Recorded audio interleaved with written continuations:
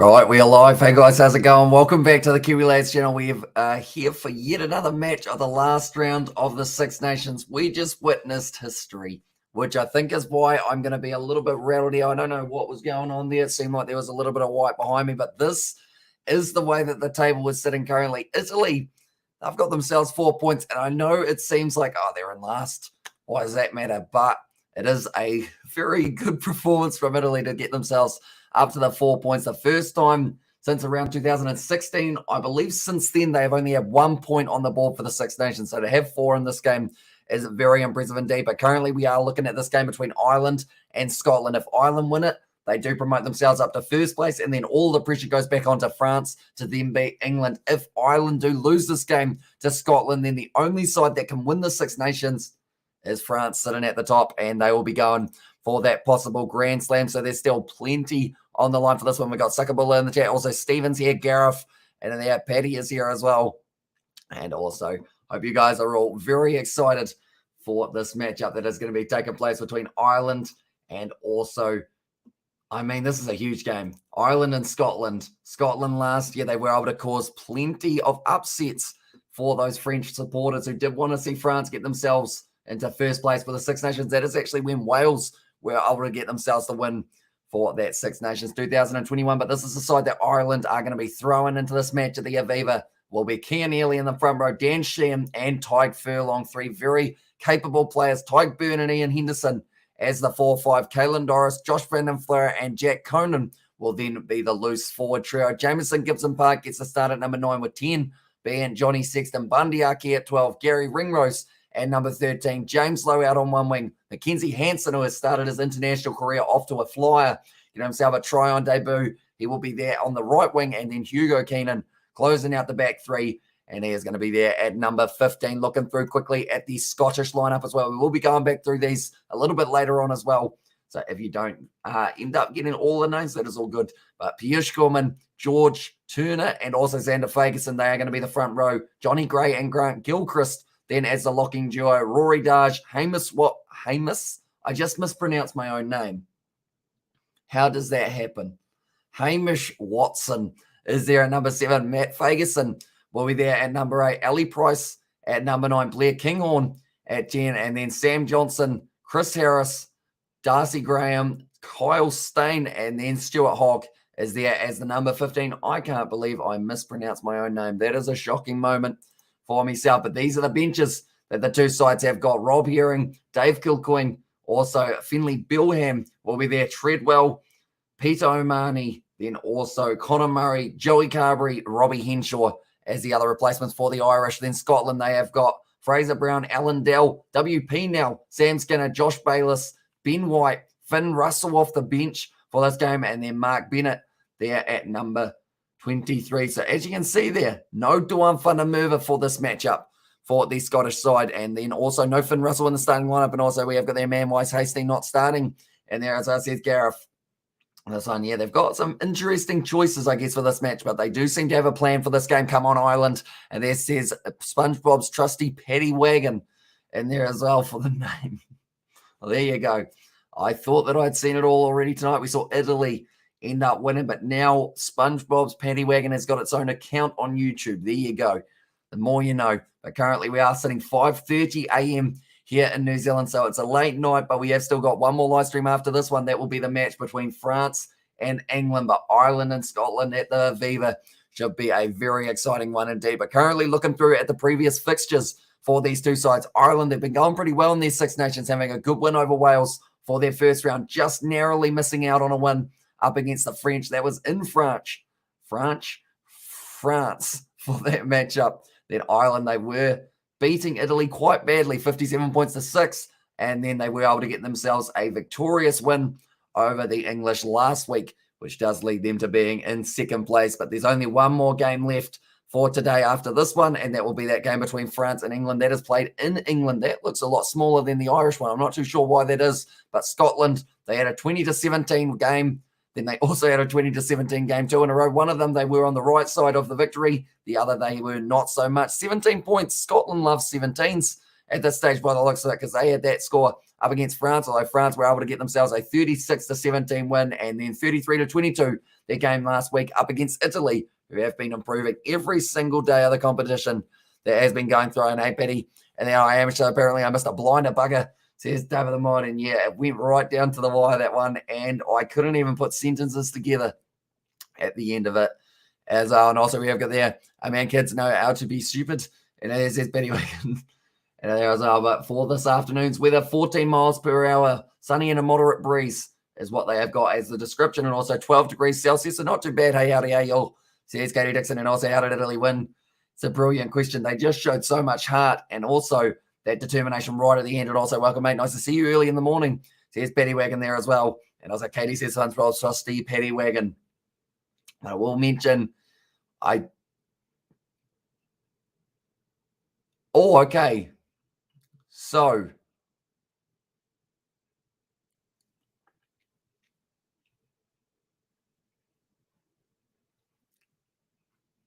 okay, I am just listening to what they are saying. So, Stuart Hogg, Darcy Graham, Sione Tuipulotu, apparently all of those players went out drinking after the Italy game. They decided to celebrate, which is why there are a few changes in that starting lineup, because I should actually mention that Darcy Graham, he is in there. Chris Harris is there as well. One moment. Is this the same lineup as I just read out? Or did I completely just go over the top of Scotland's one without actually reading through the names? Darcy Graham, Chris Harris? Yeah, it was. It was actually the same. I just didn't take in any information on that lineup. And also, yeah, they selfish. And there's says Katie Dixon for that one, and I'm the real wagon. That one, and how's it, bud, says Gareth. But now Scotland making their way out there for the Triple Crown trophy here. Can they do it in this match? Scotland, Stuart Hogg leading the team out here. It's going to be a massive opportunity for the Scottish, but this is the side that they have decided to go with. I might as well show them again. Piyush Gorman, George Turner, and Xander Fagerson as the front row. Johnny Gray and Grant Gilchrist, two very capable men in a line-out. Going to be slotting in there at 4-5. Rory Darge, Hamish Watson, and Matt Fagerson will be the loose forward trio for this game. It's going to be important that they play a physical game up against the Irishmen, because if you do not, you're going to get dominated in the breakdown, and that is the last thing that Scotland want for themselves in this matchup. Ali Price at 9, Blair Kinghorn at number 10, Sam Johnson and Chris Harris making up the midfield combo. Kyle Stain out on one wing, Darcy Graham on the right wing, and then Stuart Hogg slotting in at fullback. Was able to get himself a try last week up against the Italians in that 33-22 victory in the last week's game of round 4 of the Six Nations. Why don't they include me in a few drinks? Or I need a few drinks, says Spinchwell's trusty Paddy Wagon, and I know they're Scottish. And there, as says Gareth, and also hi, Gareth. And I'm not mistaken, Paddy Wagon, you're supporting Ireland. Morning and howdy, Katie. And there says David the Mob. But this is the Irish starting lineup. Kenny Ely, Dan Sheehan, and Tyke Furlong as the front row. Tyke Byrne and Ian Henderson making up the lock duo. And then Caelan Doris, Jack Conan, and Josh Van Den Fleur are going to be there as the loose forward trio. And these guys have been in some great form as of late. Like, you could literally take any of those guys out, replace another Irish loose forward in there, such as Peter O'Mahony, such as who else have they got at the moment in Ireland? Ireland is going well. Jack O'Donoghue, I guess he could be another player that you look at, and they literally go well because they just seem to be in the form of their lives currently, the loose forward trio for the Irish. But Jameson, Gibson Park, and Johnny Sexton, they will be the 19, plenty of experience between those two individuals. Bundy Aki and Gary Ringrose as the two in the midfield. Crash ball for Bundy Aki, and then it is going to be the quickness on the outside of Gary Ringrose. James Lowe, and then Mackenzie Hansen, the youngster, and then Hugo Kenaway to SA boy. And there have been a lot of South African supporters of the channel and also in the chat today, so I have no idea which one you are talking about there.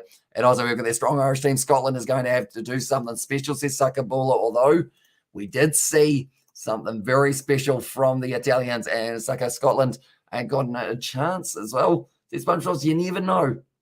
There's the Six Nations after all, and all I will say is last year, Scotland versus France. Scotland needed to win that match to stop France from being able to get themselves the Six Nations title, and France needed to win it big. Scotland said, nah, not happening, and they did end up winning out to Van der Merwe, and there as well, says SpongeBob.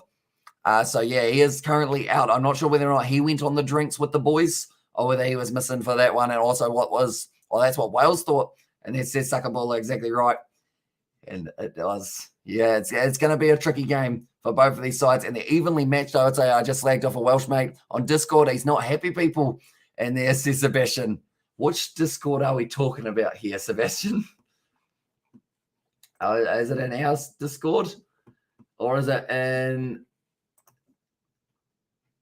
No, don't know. Not sure which Discord it is. It isn't our one, so that means that we have got it slightly, I guess, more civil at the moment. And also we have got replaced by another South African boy. Says Gareth there, and also, but Potato Nation ain't weak, Wales.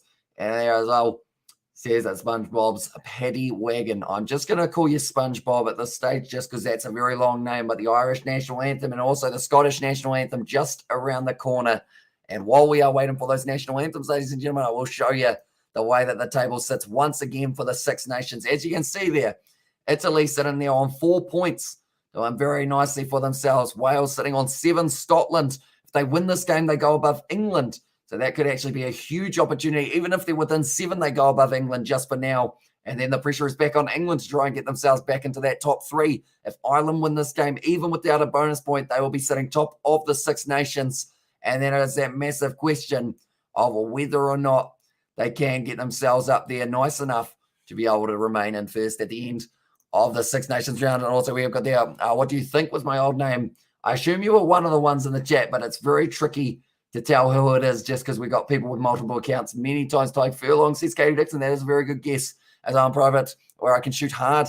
And there says Sebastian there. And also we'll get there. Welsh will be cursing. Luckily, we won't understand them in there. I can't believe I'm saying up till 3. I'm staying up to watch all 3 of these games. And there says LB. But they will certainly be worth it, perhaps. And yeah, I was here earlier. Well, I was in here earlier. Says SpongeBob there as well. But currently, Finn Russell, he will be coming off the bench for this game, which is a big change for themselves. Currently, Stuart Hogg, he looks fired up. He looks determined for this game. They wouldn't have been completely happy with the performance last week up against Italy. That game got a lot closer than they would have expected it to, and also than they would have liked to. LB, it's worth it. And there, as I said, SpongeBob's for that one. And yeah, if it is going to be a close game here, it's going to be very exciting. Are you a Muppet? And I play rugby. And there says SpongeBob. So I assume are you BDG? Maybe? Is it BDG there? Currently, the Irish national anthem. I don't think I've ever heard the national anthem kind of with the orchestra kind of side of it. Normally I hear the backing track, so that's actually a kind of new thing for myself there. I love our anthem, says Jack there, and I'll say yes, and there's SpongeBob, so we've been able to nail it there wait, was that you are BDG, I assume? And that one, or maybe something else, and that one. But currently the Irish, they will be fired up for this game, like I mentioned. They win this game. They sit first in the Six Nations with a guaranteed at worst second place. And also we've got there come the year and cometh the hour. And there says Jack, and also more so than comes on when South Africa are winning, says Gareth. That is very true. As I said, we haven't seen them in a little while at this point in time. But currently now, the Aviva, it is packed for this game, and it's going to be an absolute cracker. Do let me know, ladies and gentlemen, who do you think will be scoring the first try of this match? Yes, I'm BDG. And there it says it was there from SpongeBob's. I've done pretty well there to nail that one overall, because I could have guessed anyone, but luckily did manage to get it first try for that one. And I was over there, Koi Big, and then there as well. But we will go like this. We will go to the lineup for myself. If Ireland score the first try, I'm saying it's Big Tyke Furlong. No, it's probably not going to be. I'll actually go with James Lowe instead. As much as I'd like to see Tyke Furlong get it, Tiger's feeling it. Says Jack Cooney is indeed currently. We'll be enjoying this one big time. Any round of Lee Slags off an innocent viewer or nation in their Sebastian. But then if it is the try scored by Scotland, I will go that it will be, I'm going to go Darcy Graham. Darcy Graham will go with. And I thought of the name because of Paddy Wagon. And there's this SpongeBob. And also we've got Ian Henderson is going to help Scotland, not us, says Jack. Yeah, he had a shocker last week or the week before, wasn't it? Just struggled big time. Now, for the real 2 games to decide this year, Six Nations enjoy, says Josh Pike. And that one. And yeah, I'm very excited for this matchup. That is for sure. And also Big Boss. And there's Gareth or GP in there and Oggy.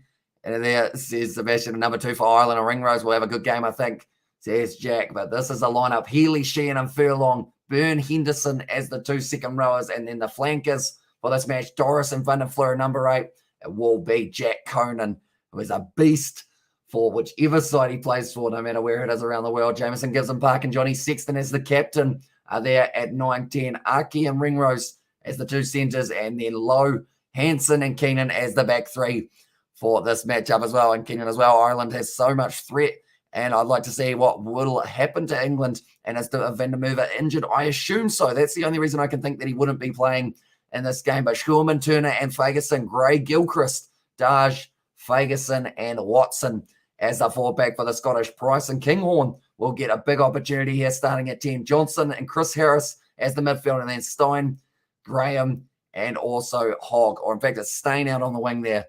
And Stuart Hogg is the captain, Oggy. And there's Jack Van der Merwe is at his daughter's birth. That makes a lot more sense because I hadn't heard any news about him being injured or anything along those lines. So yeah, I guess he is out there. So that is why, or out at the hospital, I should say. So that is why he's not there for this game. Probably a fair enough reason overall. I know that people get kind of a lot of mean messages for them taking the time off, but I mean, it's one of those ones. Yes, you're a professional athlete, but you still got a family. And I mean, congratulations to Van der Merwe there. As I come on, Ireland says Jack, and also Ireland will have to do their part here at the Aviva, and will smash France and Paris to help them win the competition. If Italy could do it at the Principality, we have a chance as well. Says Sebastian there, but it will be Wayne Barnes in charge of this game. Carl Dixon, who is Katie's cousin, and Christoph Ridley is going to be there as well. And then Tiesh is there on the team. I don't think I said that correctly. And also the boys in green, says Jack, no, I'm joking. I don't know where he is. And there's all my favourite rest. Says Katie Dixon and King will just score the first try, and being a first five, it'll be under the post. Says David, but this one is underway now. The Aviva Stadium is rocking for this game. Taken nicely by Matt Ferguson for his first carry of the match and the first carry of the game for the Scottish. And they have got this ball inside of the 22 now. I'm excited.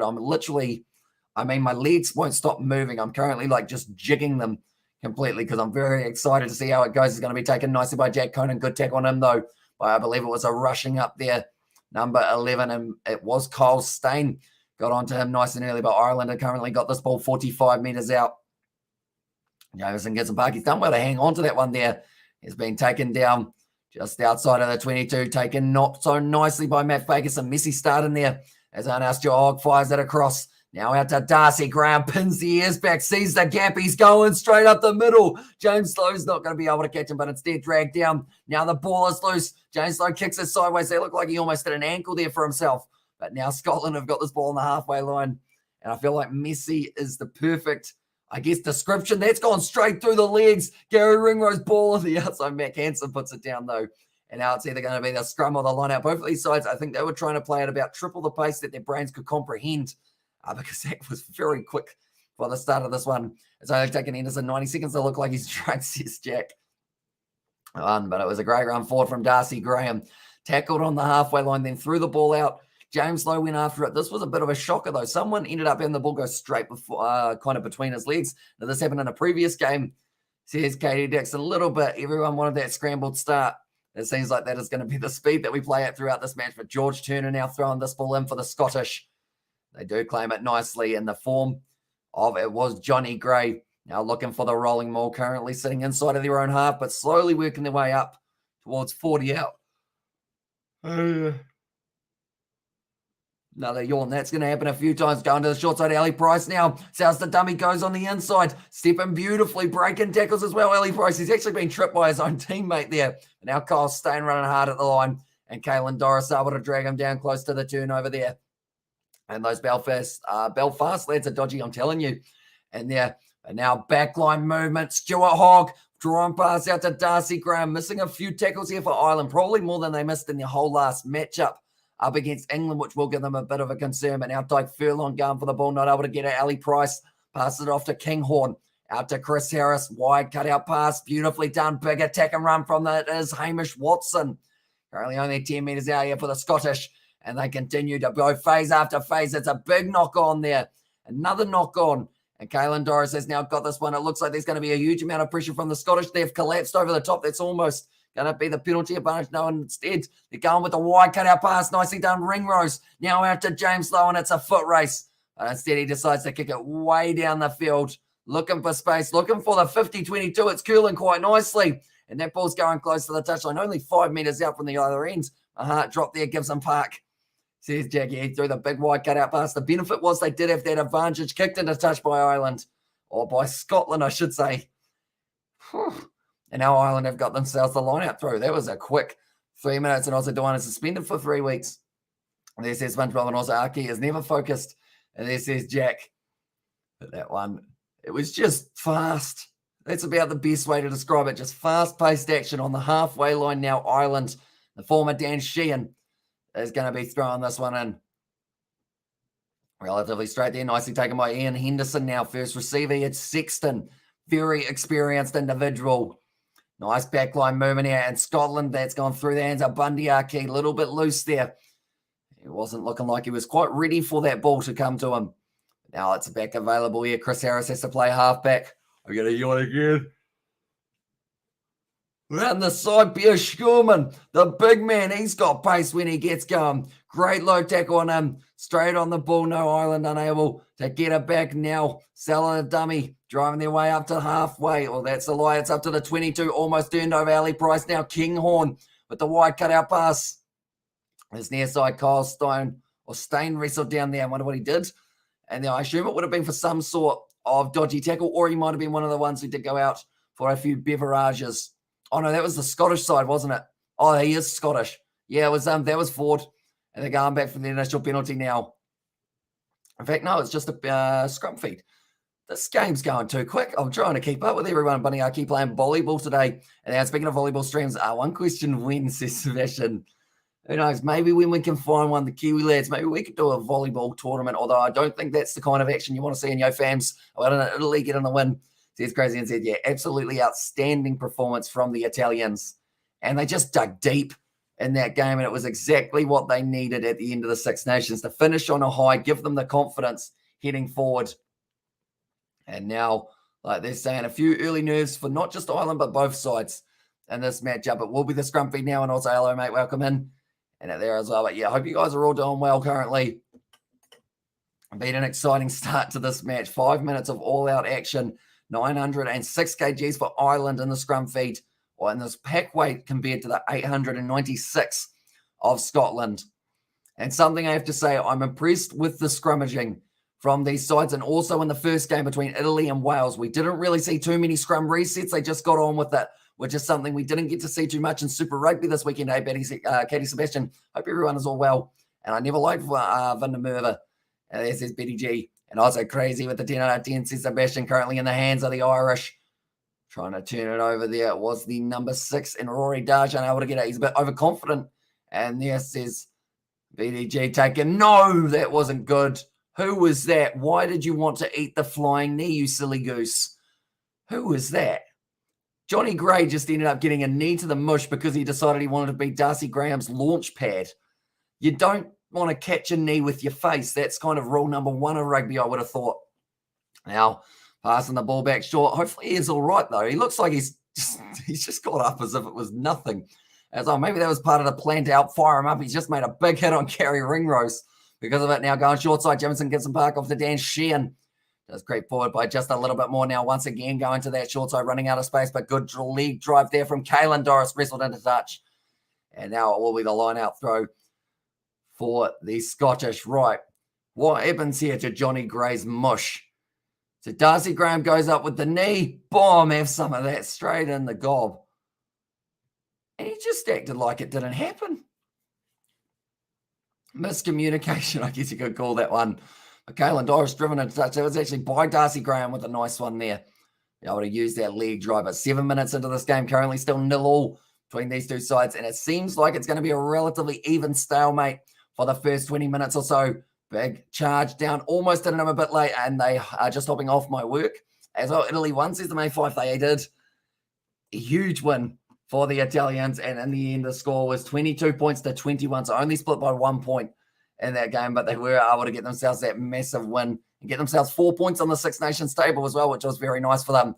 Now driving their way through Scotland, 45 metres out in the form of Hamish Watson taking the carry. Price going back across now. Kinghorn trying to go through, looks for the offload, doesn't get it, but the advantage now is in favour of Scotland. I read too much alcohol maybe there from Paddy Wagon. That's where the alcohol came from. Of course, I am drinking water tonight to help us get through.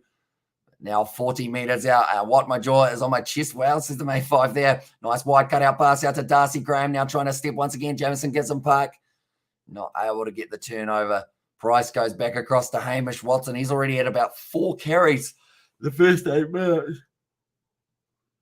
Also, that's the longest advantage I've ever seen. It has been going for a very long time.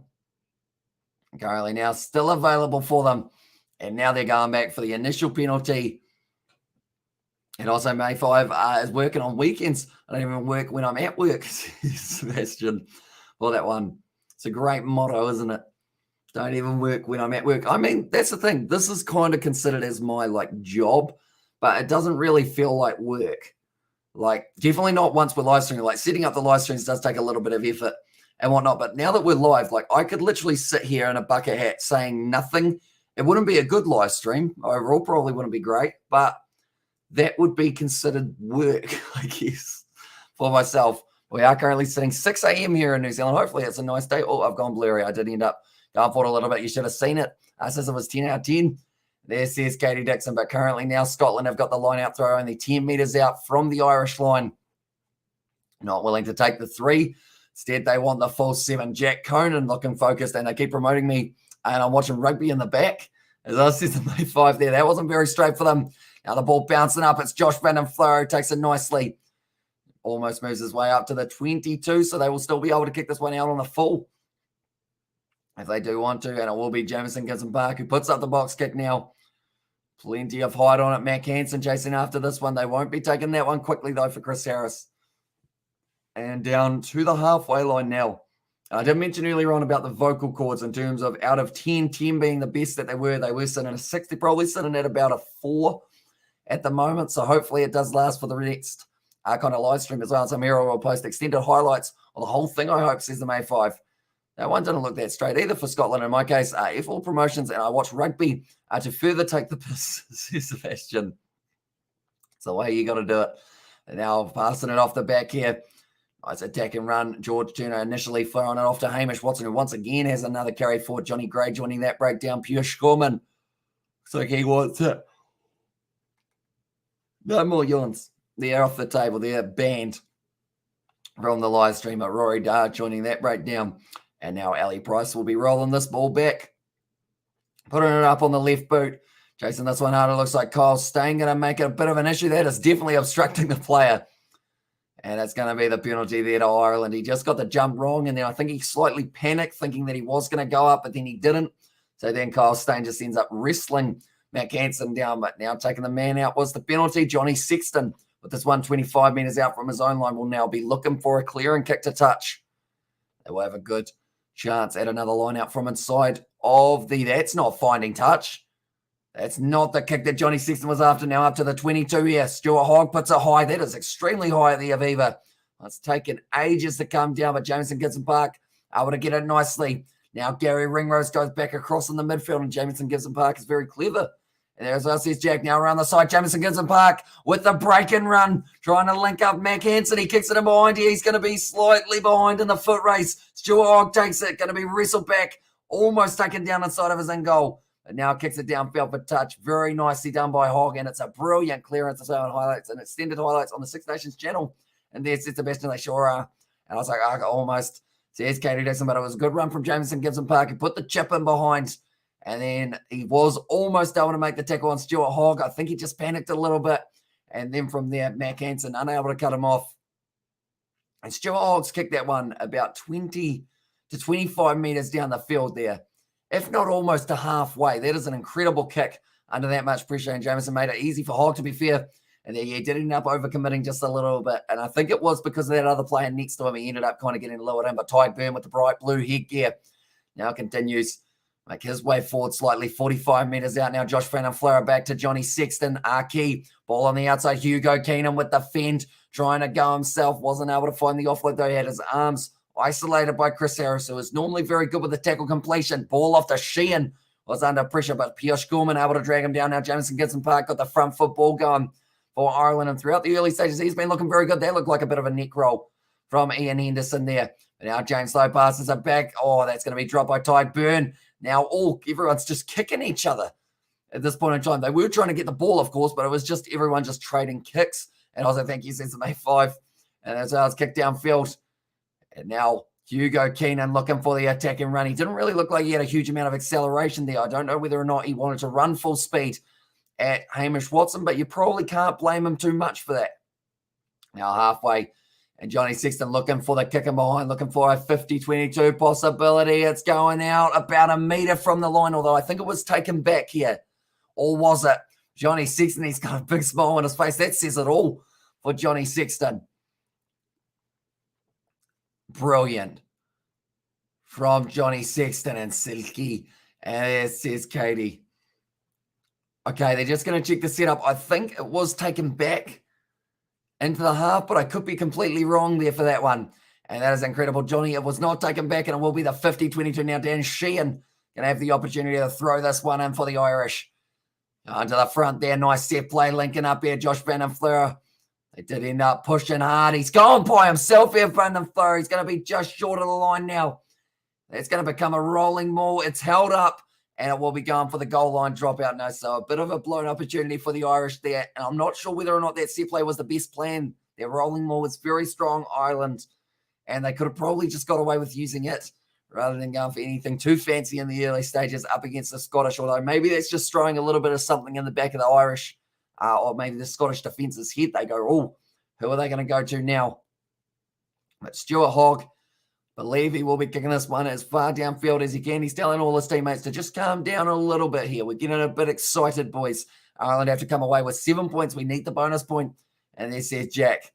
Although at this stage, I guess that's the thing. The bonus point, it would be lovely, but I believe as long as they get the win, that will be enough. Because if France get themselves somehow 4 tries and lose their game, they get 2 bonus points, but the points differential won't quite be there. That looks like a serious injury here for George Turney. Looks like he's in a lot of pain currently, and also Porrick is in the chat. Welcome into the live stream, mate. I hope you're doing well. Scotland currently 57% of the possession here compared to the 47 of the Irish. Toulon versus La Rochelle is taking place at the moment. Anyone who is curious about the top 14, 19 points to 6 at halftime in favour of the Toulon side.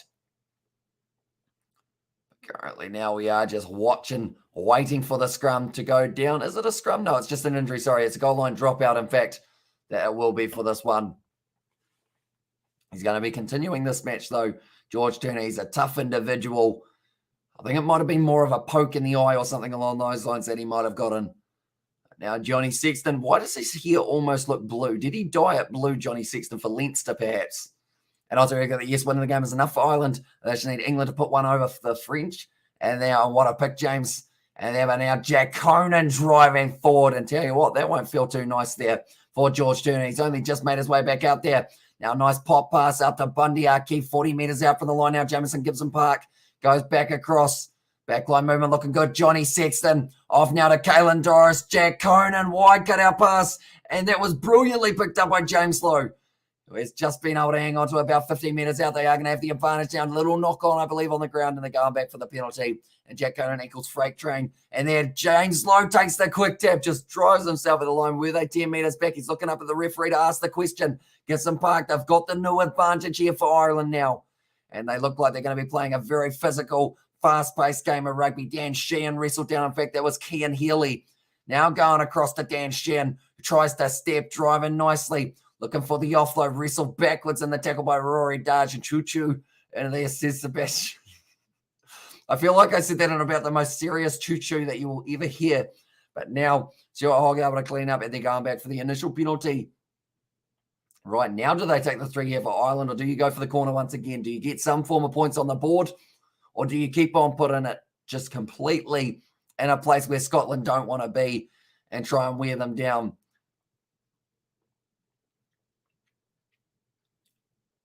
Okay, so Johnny Sexton wants the one near the touchline. That tells me they're going for the corner here once again.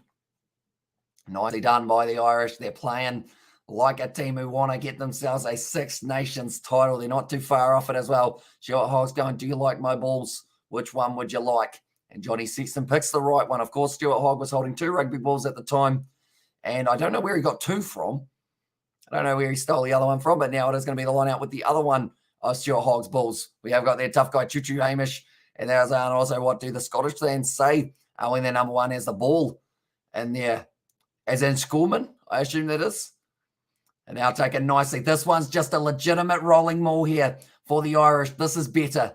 I feel like this is what they possibly should have done with the first one. It's building. It's building. They've got the advantage. Dan Sheehan goes over and he scores the try for Ireland. And that is our first try of the match. Dan Sheehan gets it. Yeah. I don't know what that year was. I think I'm getting very excited because I know that means that there's a chance that the last game will matter so much more in the next stages. But Ireland score themselves the try, and it is Dan Sheehan. I think it's also because I did say that they should have done that with the first one. Dan Sheehan scores the try. Nicely done. 17 minutes in, Sheehan scores, and he's just a beast in the front row, that is for sure. And also we've got there also try for the Irish.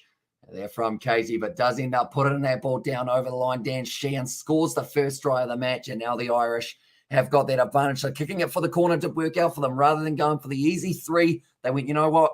We're not going to win this game with 3-pointers. We need to pour on the pressure on the Irish, and that is exactly what Dan Sheehan and his Irish forward pack have been able to do so far. But Johnny Sexton, his hair does not look blue anymore.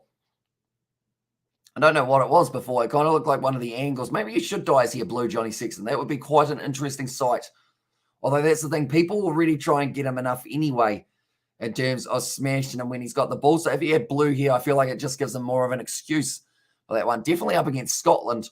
And also it's a or bust game for us, says Marco Tool. It certainly is. If they win this Ireland, then that game up against England and France matters so much more for that result. If Ireland lose this game to Scotland, then it doesn't really matter too much because of the fact that, we don't actually see that game as the last game having a result possible other than France. And it's more of the case of will they get the Grand Slam? So even if they did lose this game for Ireland, there's still a question that's going to be answered in that last game. But this at the moment, 7-0 for Ireland, a good start to this match. Ian Henderson taking it nicely. Then they went for that rolling maul and Dan Sheehan just sitting at the back with the assist. In fact, he went himself off the side, but he did have a couple of those other big forwards there with him for that initial rolling maul to get that go forward. Dan Sheehan gives the big thumbs up. Who's the other number two? Ronan Kelleher, isn't it? And then for this one, they've got Rob Herring off the bench as the other option, I should say. And how do you eat those? It's easier to might welcome into the live stream, mate. Currently taken nicely by Jack Conan on the 22 here for Ireland. They will be allowed to kick this one for touch if they so desire. Currently a bit of a wrestling match there between Ian Henderson, who just tips a man to the side. Luckily, he didn't tip him above the horizontal. The last thing the Irish need is a card. It's going to be an advantage there in favour of the Irish. I believe it was anyway. No, it's going to be available. I'm not too sure what that was from Wayne Barnes. I swear I heard him say advantage and then he took it away, and also rude, says Betty, and also welcome in Achilles, says Sebastian there as well. And also the French flags from Gareth available now for the Scottish. Mark Price, that's not his name, it's Ali Price. He puts it up now and give him a red card. Why not? And there says Jack going up for that ball. James Lowe was a hard bit of contact there. Darcy Graham unable to get up for a 5-point win, and an English draw would be a nice late Paddy's Day. That's actually a good point. 5-point win for them here, and then a draw for England. I didn't think of it that way. I think that's just because I felt like that result of a draw, I guess it slips through the mind a little bit, doesn't it? But there was one that was close to a draw earlier on in the Six Nations, which really shapes two sides, because really you're either missing out on 2 points or gaining 2 points. So it just makes you that bit closer. I'm in great mood. After we won 57-12 against Scarlets and Lions, 1 Munster 2, highly unexpected, but totally not unlikely as well, says your demise. And that next game that is coming up, it is going to be the matchup that is taking place between the Stormers and Cardiff. That will be at 1 a.m. tomorrow morning, and we are hoping to cover that game on the channel there also. And hello, Jack Cooney, there as well, says Paul Rick. Also, what do you think so far, Paul Rick? And then that isn't me posting, says Gareth. And then one, we got a fake Gareth. That's nice. Overall, I mean, he's a fan of France by the looks of it. He's almost, I think he's just sketched the G on like paint or something on his PC. Which, I mean, that's commitment, I guess you could say. The draw as such insignificant odds. I never considered the option, says Sebastian, but now it's going to be taken nicely by Darcy Graham. Tries to kick that one up, and it's gone pretty much straight sideways. The pressure still heavily on the Scottish here. So it's got to be a clean catch to take the mark, so that is why Darcy Graham was unable to take that one. I'm the real one, and there says Gareth. But you're not, are you? Let's be honest. You're not. And also, I wish you did. The Bulls games where nobody was doing the game. I had to check Google for 80 minutes, says your demise. I actually had someone earlier on the live stream It was like, you didn't do the Bulls game, I'm unsubscribing. But yeah, it just wasn't quite the convenient time, unfortunately, for us here in New Zealand, being the early morning game, seeing as we were up late on Friday night doing Super Rugby, etc. And also, I just seen the result of the last match. Says Rio Gamer, yeah, very good one indeed. What happened to Devon Toner? I think he's still playing for Leinster. He just doesn't seem to get too many Irish call-ups anymore, unfortunately for him. But now that's great from Rory. Darge wins the penalty for Scotland inside of their own 22. Brilliantly done by the replacement number 6, or he is the starting number 6 for that one, and Seb got an imposter. I'm so happy for Italy. And there says Jack, yeah, it is a huge result for them. And at the end of the day, now moving themselves up to 4 points in the Six Nations. I was looking through at all of the stats earlier on another live stream. I think it was a Super Rugby one. And we were looking, and since 2016, Italy have received 1 point in the Six Nations. One whole point. So that's been a long time. And Andy Farrell somehow picks Henderson over Toner. And there says Jack, he seems to give away quite a few penalties, Ian Henderson, overall. I didn't realize that was the case up until I've seen him more recently, and he has been giving away plenty of penalties. Johnny Sexton has been smashed there by the likes of 1 a.m. in Perth, Western Australia, and all options are on and on for the last day, says Marco Toll with the Irish flag. And also, I'd even take Alton Delaney over Henderson there. And also, we have got there, or it might be Delane, is it? And also, a fake Gareth account is created 2 days, or was created 2 days ago on St. Paddy's Day. Sling your hook. And there's Sebastian also, thanks, Steve. But wonder why me? I think it's because it's easier to draw a G. Just plain and simple, it's easier to make a G than it is for any other one.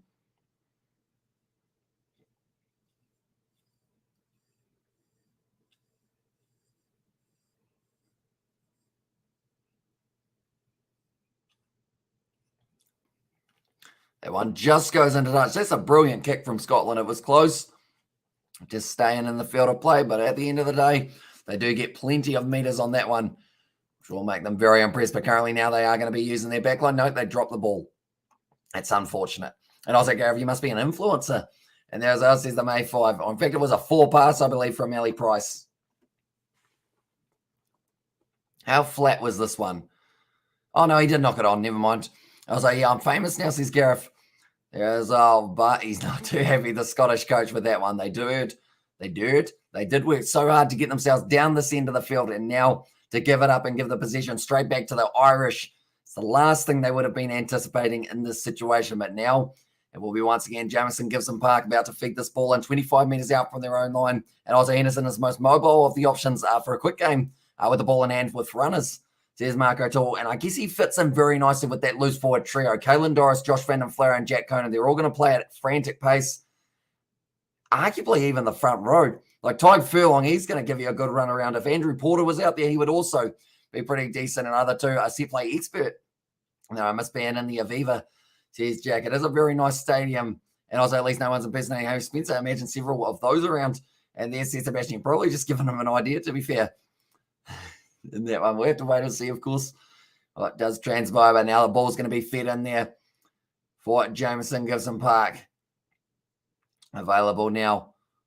Oh, okay. They've just said that Scotland are actually off to Argentina for their next kind of July series. So that's pretty awesome that they are also going to have a few games, because I know that all the internationals are happening in July. It's a deliberate knockdown there against Scotland. No, instead they're going back for the initial offside. I'm looking forward to July, because we should have plenty of them. And also we have got the Hamish, which is the Australia or India and cricket equivalent team in rugby, who wins the most matches in World Cups. Name a few teams. Okay, so I guess you're looking at the All Blacks, which is the New Zealand side, Springboks, which are the Australian side, and then also, Springboks that are South African side, and then also the Wallabies are the Australian. They're the 3 sides that have won the most World Cups. England also winning themselves a World Cup, and Italy won or something. They did indeed. Does anyone know who Ireland are playing next? I believe after this, they have got their series up against the All Blacks, and that will be in New Zealand, but that's going to be in July, so it's a little way away, but they will have plenty more games of the URC, the Gallagher Premiership, you name it. It's going to be happening for the Irish, and it will be coming up very soon. Indeed, and that's just a nightmare, as I says Petty Wagon there. It looks like the moment Ferguson's just getting a little bit of a rub down. In fact, it's there. It is Xander Ferguson, and yep, Italy beat Wales, and yes, Italy beat Wales 21-22, and I want to have a rematch with France, says Jack there. I think you got to wait a little bit longer, sadly. I think it is going to be next year's Six Nations that we do get to see those two sides clash once again, unless, of course, restrictions do mean that we get another Autumn Nations Cup or something along those lines. For all that, we're on the last stream. Enzo Golormi was a fake Indian name Brad Pitt used in Glorious Bastards. You all disappoint. There's us Scarif there as well. Yeah, we struggled with that one, didn't we? That's the thing. Like, I expected for me not to know it because I've only seen like 3 movies this year, if that. Probably 1 movie this year, 3 movies in the last little while. Jesus Christ, says Katie. Well, that one is now, but now the rolling maul starts up for the Irish. 25 minutes into this game, and Jamison Gibson Park available now at the back of this one. Looking to the short side, everyone making their way down. Johnny Sexton kicking behind Mac Hansen, chasing it hard. The bounce is favourable, but it is straight into the hands of the number 6 here, Rory Darge. Dragged down by Johnny Sexton, and also Italy won Wales.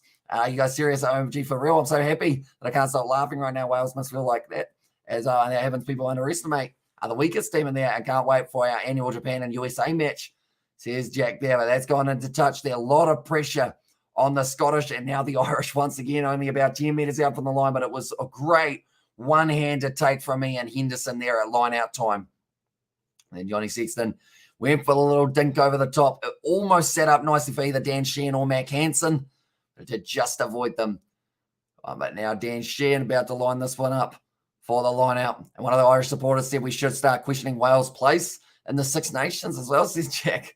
For that one, I feel like it's probably a bit soon to do that, and Ian Henderson could play basketball. He couldn't deal with that one-handed take. Dan Sheehan now running it straight sideways, bulldozing his way forward. He's got a tight furlong with him. Has been able to help wrestle him down to the ground, still available now. The ruck wasn't very well set there for Ireland, was one thing that they would have been a bit nervous about. But now Jamison Gibson Park, he's going back across here, only a couple metres short. It is going to be Kian Healy reporters, not supporters. And there as well, still only a couple metres short. Jamison Gibson Park off to Jack Conan. They've got the advantage. He goes down. Oh, it's close.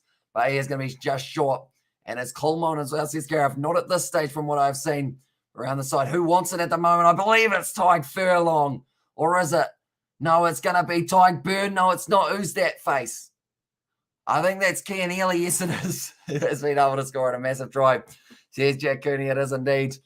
But they just ended up piling up on top of each other there. And 2 of the front rowers have been able to score a try now. And that is something to expect from Ireland. Leinster boys representing normally in that front row are just on the next level. Healy doing very nicely there. And also a massive try. And also Italy beat Wales. The Lions beat Munster. What a weekend. Please, France beat the Poms. Says Suckerballer. Although if you're working on the theory of underdogs, although that might just be whoever you wanted to win perhaps. But yeah, if you're going underdogs, that would mean that England would be able to beat France in that game. But I assume that's not the case that you want it. And it's going to be strange supporting England, says Jack. Yeah. I know that a lot of Irish supporters never thought they would have seen the day that they have to back an English side. Also, look what happened to Munster, one of the top 3 teams, losing to one of the bottom teams. Everyone just, any rugby team, no matter if they lost 20 games, they might, or they just might make you their first win. And now, I mean, look at Bath and the Gallagher Premiership. But Peter O'Mahony, he was fired up. Robbie Henshaw also on the bench for this one, I do see in the background. But Kian Healy scores himself the try. 28 minutes in and a 14-0 lead now for the Irish. Looking for the bonus point win here. So that would mean that they do have to score themselves 4 tries. That was a bit of a poor tackle attempt there from Chris Harris. Still available, though, for Ireland. And also 5 points coming. Okay, setting up the nice game, or the last game nicely. It is indeed. Oh, it's going to be a good one. And Jamison Gibson Park is having a blinder, says Jackie. He's doing all the right things at the moment for himself. Let's put up that kick. It's going high. It's going close to the touchline, right down the field. Brilliant kick. And also we have got there. Will you really be supporting in Gibson Park? Oh, no, I read that one. It will probably be more of the case of not so much supporting, but not being completely against them. And the Welsh feel weird supporting Scotland as well last year, but it paid off in the end, says Sebastian. And also, nope, don't need to support England. Only a draw. Come on, lads. In there. Or lads coming down, says Mark. So, yeah, he would rather see a draw than an English win by the sounds of it. But now rolling their way forward, 50 metres out on the halfway line here for the Scottish. They need a good attacking player. I'll be celebrating if they score and all that as well, says Jack. That one, but we will also be covering that game on the channel. So anyone who is new, I hope he falls safely. Yes, he does. Okay, that is all right for Mac Hansen. That was ugly for a second there. Gibson Park playing superbly. And there says Gareth. Now going for the box kick once again. This one won't be allowed to find touch on the full, but it goes right down to the halfway line, taken nicely there by Rory Darge. And I'm also wanting France to lose. And there, as well, says Jackie. I think that is more of the case for a lot of people in that game. But now it is the big man at number 4, Johnny Gray. Price goes back across Kinghorn. Now firing it out. Bit of drawing past Stuart Hogg. Hard, nice footwork here from, I believe that was actually the number 12 in this one, Sam Johnson, one of his first carries. Well, in the space anyway, I should say. Now Pierre Shawman. Good attack and run. Price goes back across. Good hands from Stuart Hogg. It was not an easy pass for him. He's going straight through the gap. Now 40 out. Being wrestled down by Jack Conan. You'd rather see Ireland lose the Six Nations than England win a game, you absolute dogs. Submission for that one as well. Also, I know I won't bet on them, but I hope they take out France. And also, Footer in there as well, says Mark. But now it is going to be Chris Harris, 40 metres out. Still, they haven't really marched forward too far here. They are now up to 6. I can never support England in there, says Sakabula for that one as well. And also, bit of disappointment for both, says Mark O'Toole. And that one I also asked you earlier, but wasn't here when you answered. Why do Scotland make a noise when their number one is the ball in there? As in, like, see, I thought it was actually like a knock-knock joke or like a joke type thing. That's going to be hitting Kinghorn, who was retreating. The referee was also in the way there, though. And England losing any time brings a smile to my face. The Euro Cup still feels so good, says Stephen there. And also, only time I'll back England is against Australia. And even then, I hope for a draw. They both lose, says Gareth. Of course, that's going to be a 3-match series coming up. So cheers to that. That's going to be a fun one for you. Anytime it's not a draw, you're just going to hate it.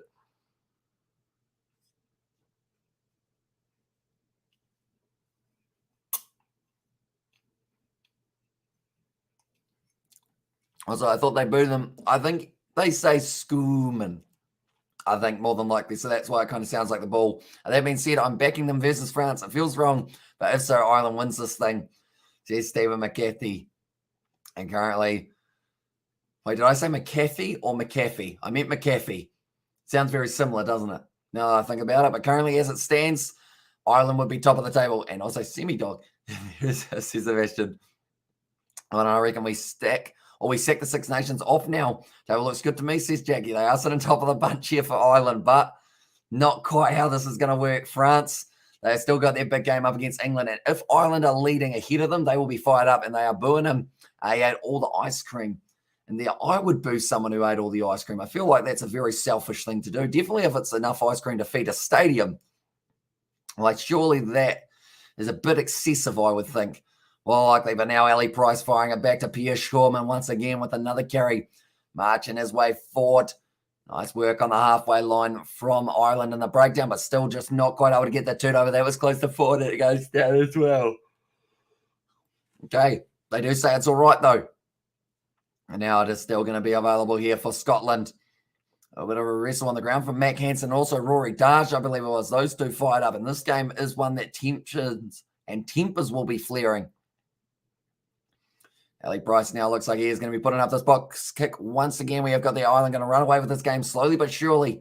And there it says Achilles taken nicely outside of the 22 by Hugo Keenan. Now Gibson Park across to big Tyke Furlong trying to step, but he's been lined up very nicely by Grant Gilchrist and also Hamish Tiscanacoin. And welcome into the live stream. I hope you're doing well. Johnny Sexton passes back to Bundy Aki. Now Ringrose in the midfield, almost able to go straight through, but Kinghorn able to drag him down. We should bring Henshaw on for Aki. Says Jack, although still very early days, you want to have him as fresh as possible. Also, the proper pronunciation is McAfee. But everyone says McAfee, and then don't fret. So it's McAfee. McAfee. I'll try my best to remember. So it's McAfee.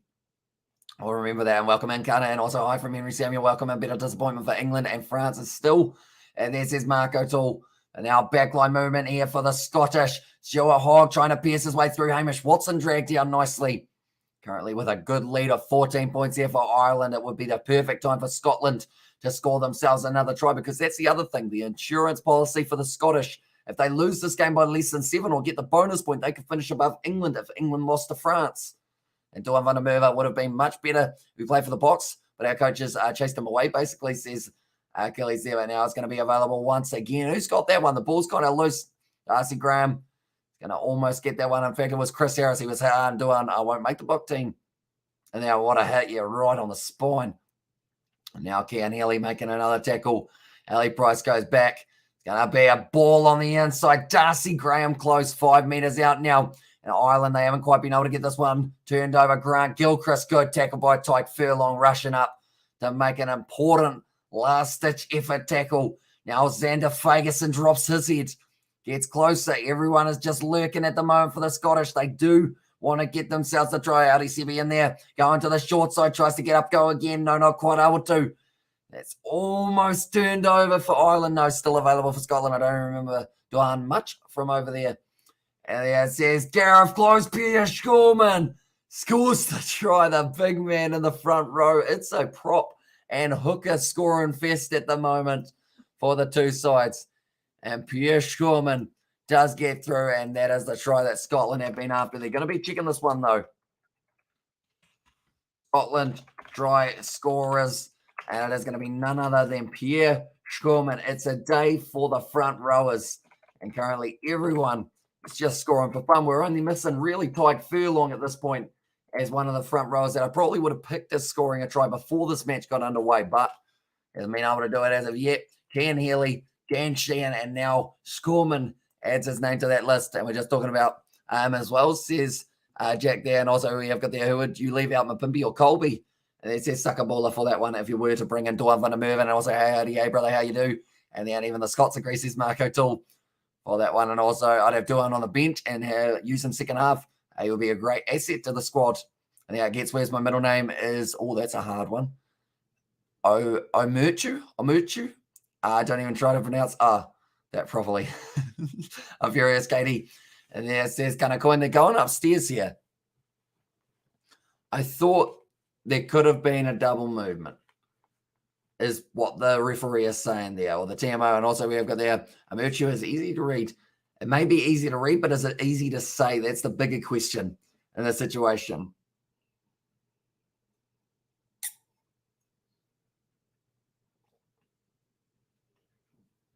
Okay. They're checking to see if this is going to be all right for Pierre Schorman.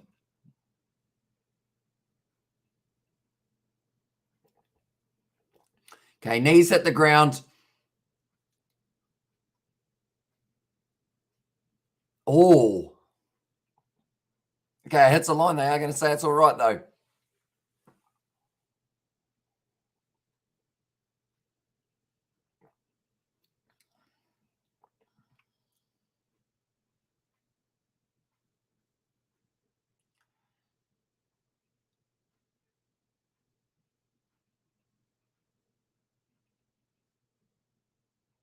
Okay, I think they're going to say that is the try.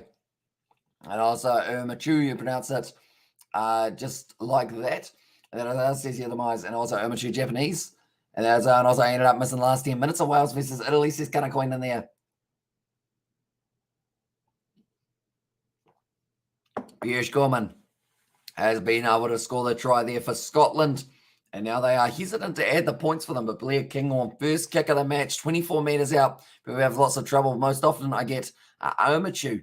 And then no, it tends to not be easy for people to say in there as well. And also we have got there, it is the Irish for Murphy in there. There you go. You're pronouncing it as a Mortu, aren't you? And there's Gareth Kinghorn. Oh, that's a rough one. That's gone way out to the side, and it is going to be remaining at 5 points to Scotland, 14 for Ireland with 4 minutes left in this first half now. I will mention anyone who is new to the channel. Be sure to leave a like and subscribe. We've got plenty more of the, I was going to say the Six Nations, but plenty more international rugby coming in the future. All the July internationals we will be covering. We're doing Super Rugby at the moment, the URC, Gallagher Premiership, all of the above, plus some cricket, football, and also some rugby league will be on the Kiwi Lad Sports channel, so be sure to check that one out as well. I've realized when I move my finger quickly, it disappears with the screen. It's kind of cool. The Aviva Stadium up there is eating my finger. And also what happened to Adam Hastings? That's a good question. That's a penalty to Ireland, though. And Tyke Furlong wins the penalty. He is fired up currently. And his team is very happy with him. Our try for Jokistan. And I didn't even notice. And there is Sebastian. Also not as furious as the Welsh 8 going to be. And there it says Kana Koina. But yeah, Tyke Furlong straight in there on the ball. Great body position. And now they've kicked this one for the corner once again here for Ireland. So they're playing aggressive. I'm liking it. Indeed, I tend to leave the apostrophe out for some reason. And there's Steve McAfee. Or McAfee, I should say there, sorry. And now Dan Sheehan about to throw this one in. Tyke Furlong must be due for a try. The reason I say that is because it's only front rowers who have scored so far. It's in the hands of Dan Sheehan, though. It's going to be isolated very nicely by Grant Gilchrist, who's trying to stop him from getting that ball out. It looks like it's going to be stuck on the ground, or is it? It's stuck in there. It's available. No, it's not. And also we have got there, welcome back, Alan Jones, says Gareth. And that one, his first game back in a long time. 150th match for him, damn biggest 100th. And it will be remembered as the game that Italy were able to beat Wales. And it's a big moment. Dan Sheehan, it was straight away Grant Gilchrist, straight through the middle. Did it perfectly, exactly how he would have liked to. Currently, I'm just looking at the clock. We've currently got another 2.5 hours till we get the next match that is going to be taking place, and that will be France versus England. So by the time that this game is over, we're probably looking at around maybe 7:30. We've got an hour and a half build up, or an hour and 15, and we will be covering that game as soon as it gets underway as well. And it should be a very, very exciting fixture. Definitely if Ireland end up winning this game, then it was all going down to the wire for that one. I cannot wait, because it should be a very impressive one indeed. But currently 39 minutes through, Scotland have got the scrum feed only 5 metres out from their own line here. It's going to be the scrum reset. This will use up a little bit more time. I think I jinxed it earlier on. Currently at the moment, Tyke Furlong and also Pierre Schurman just having a bit of a chat in the front row. And that's the thing.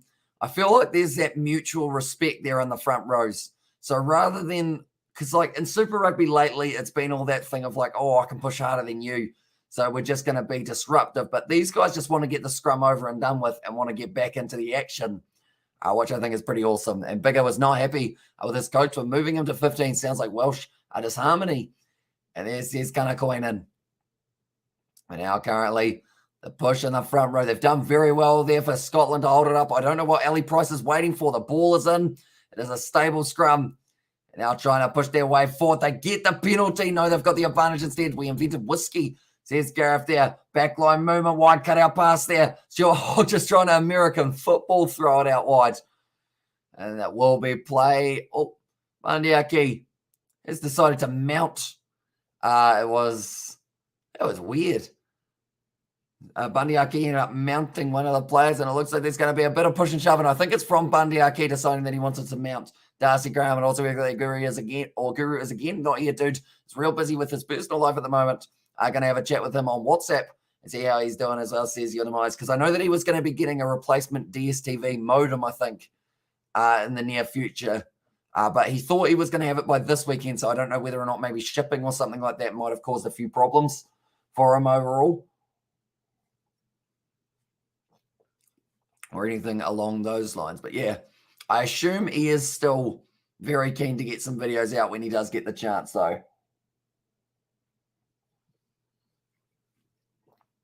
That is halftime. And also, Stephen, the O in your name, do you say it the way you say O'Driscoll, the old Irish centre, the next centre in my eyes, as I says Yonomais there. All that all rhymed.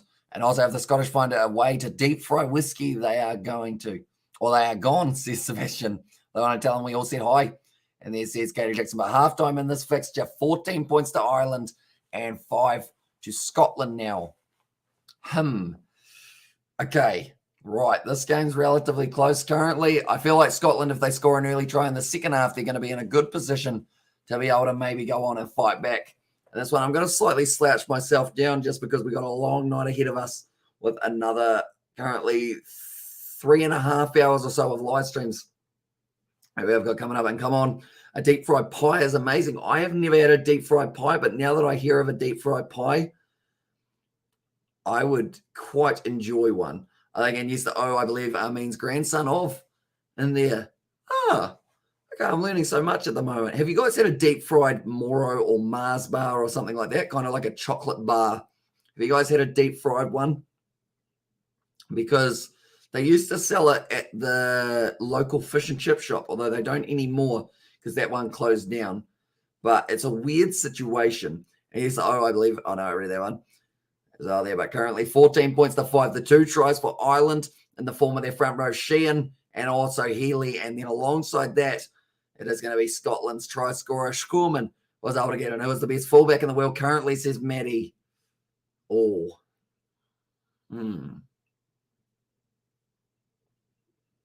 That's a tricky one. as well. Right. I'm going to throw out some names here. You guys can help me out with some names as well, and then we'll pick from our list. So straight away, because we're watching this game, I'm thinking Stuart Hogg as one option. Liam Williams for Wales, probably also going to get a little bit of a shout. Young and up-and-coming talent. Freddie Stewart, probably on that list as well. Then you've got Jamanier for France. You got for the All Blacks, Geordie Barrett's going pretty well for himself. Who else have you got? Damien McKenzie, he's doing all right, but I wouldn't say he's the best in the world. I know that a lot of people wouldn't say that Willie LaRue is up there either currently, and also no, I'd rather keep my arteries unclogged. And then you deep fried everything at the carnival. And then also Stephen, then I think I can pronounce your surname, and that's Mirchu is Irish, McAfee is Scottish there. And also the best thing I ever ate at a carnival was this thick cut bacon. They had you dip it into dark chocolate sauce as well. It was so good. It's a masterpiece of flavour. And Richard English is hello from the pub. It's too easy for Ireland, says Richard, although it's still relatively close. I pronounce your surname in two ways, and I'm 100% confident one of the two is correct. And he says your demise, and also I have deep fried fish at times. But nothing else than that deep fried stuff is bollocks. And there's Sebastian. See, I'm probably the same as you. I'm a kind of chicken fried rice kind of guy, but that's not really deep fried, is it? That's more like fish and chips, deep fried fish. I think that's what that is. Overall, but other than that, probably nothing too crazy for myself. Currently, they're showing highlights of Ireland versus Wales from earlier on in the Six Nations. Stefan Omerchu McAfee is the full name in there. Says Stephen or Stefan, I believe it is. Maybe. I might have gotten it slightly wrong there, though.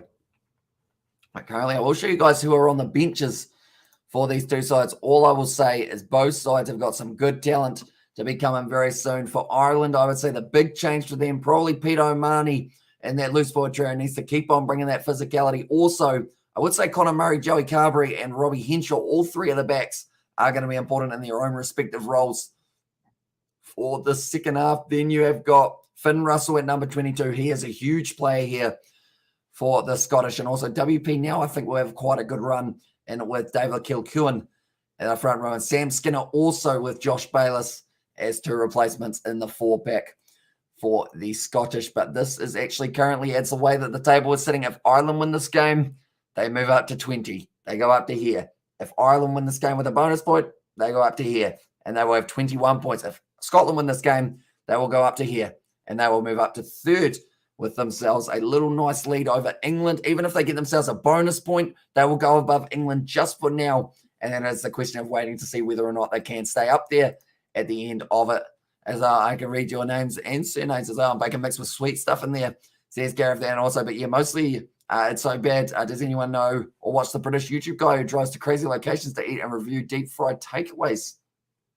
Not that I know of.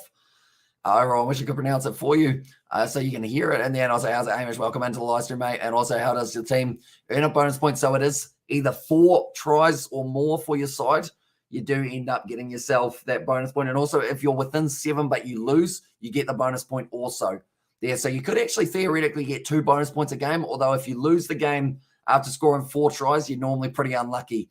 They want a subsidies, Marco Tool. Thank you very much, mate. And we have got plenty more international rugby and also all rugby competitions around the world. Cricket as well. We do cover. Geordie Barrett is the best at the moment. He's only going to get better. Geordie's best is still to come, says let's go there. And also know we will leave Peter on the bench.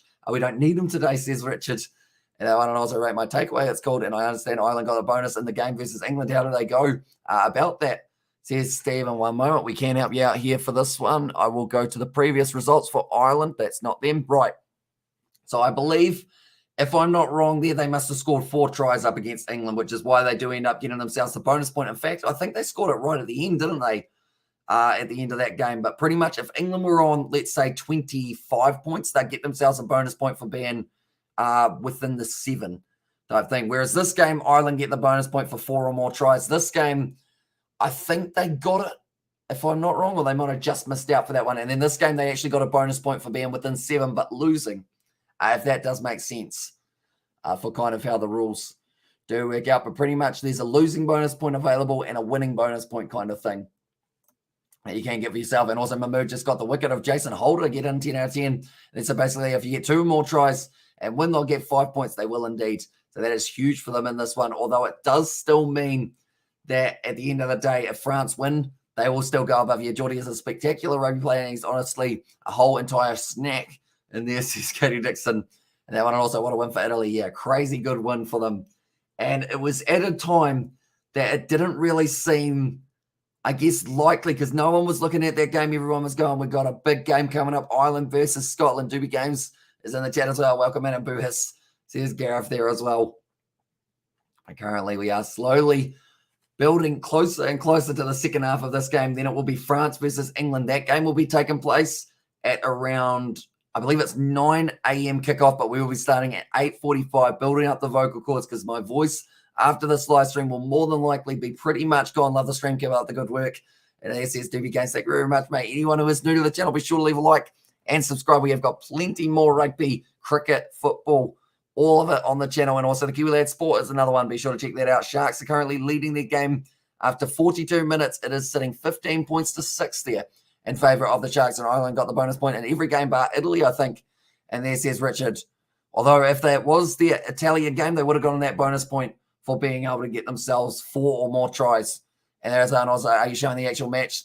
Says Milroy. Heck, hopefully I pronounced that correctly. But unfortunately, due to copyright, I am unable to show. I do apologize for that, but the highlights will be on the Six Nations YouTube channel, and it is going to be the second half in a very short moment, so you won't have to wait too long to be able to see those highlights. And also, but the test is heading to another draw. These Caribbean offer nothing. The bowlers are honest-to-God Caribbean pitches.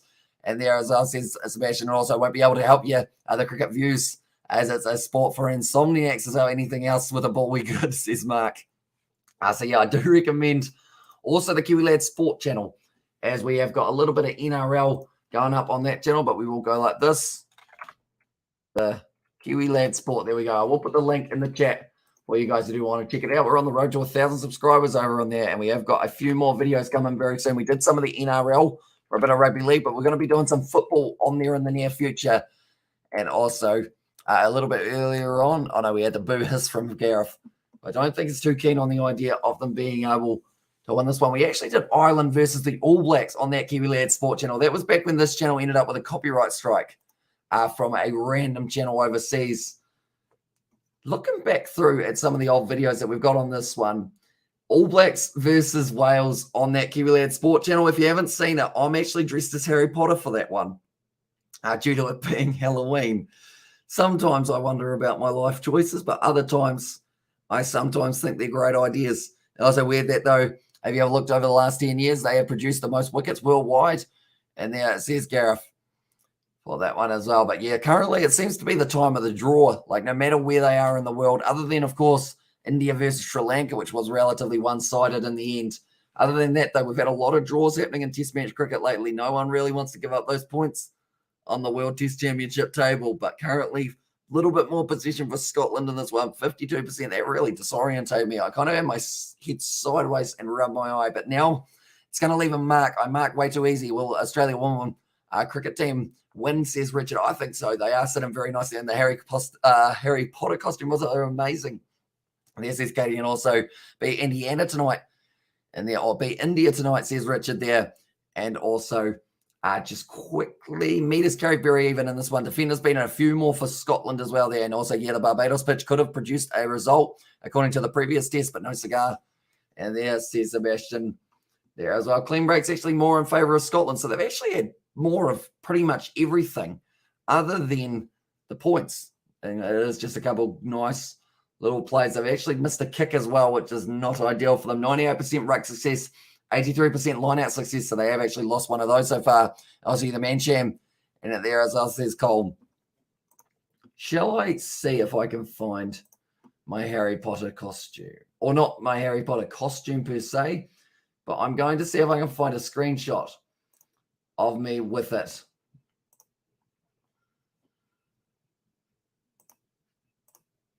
I think I had a wand, which seemed like a good idea at the time.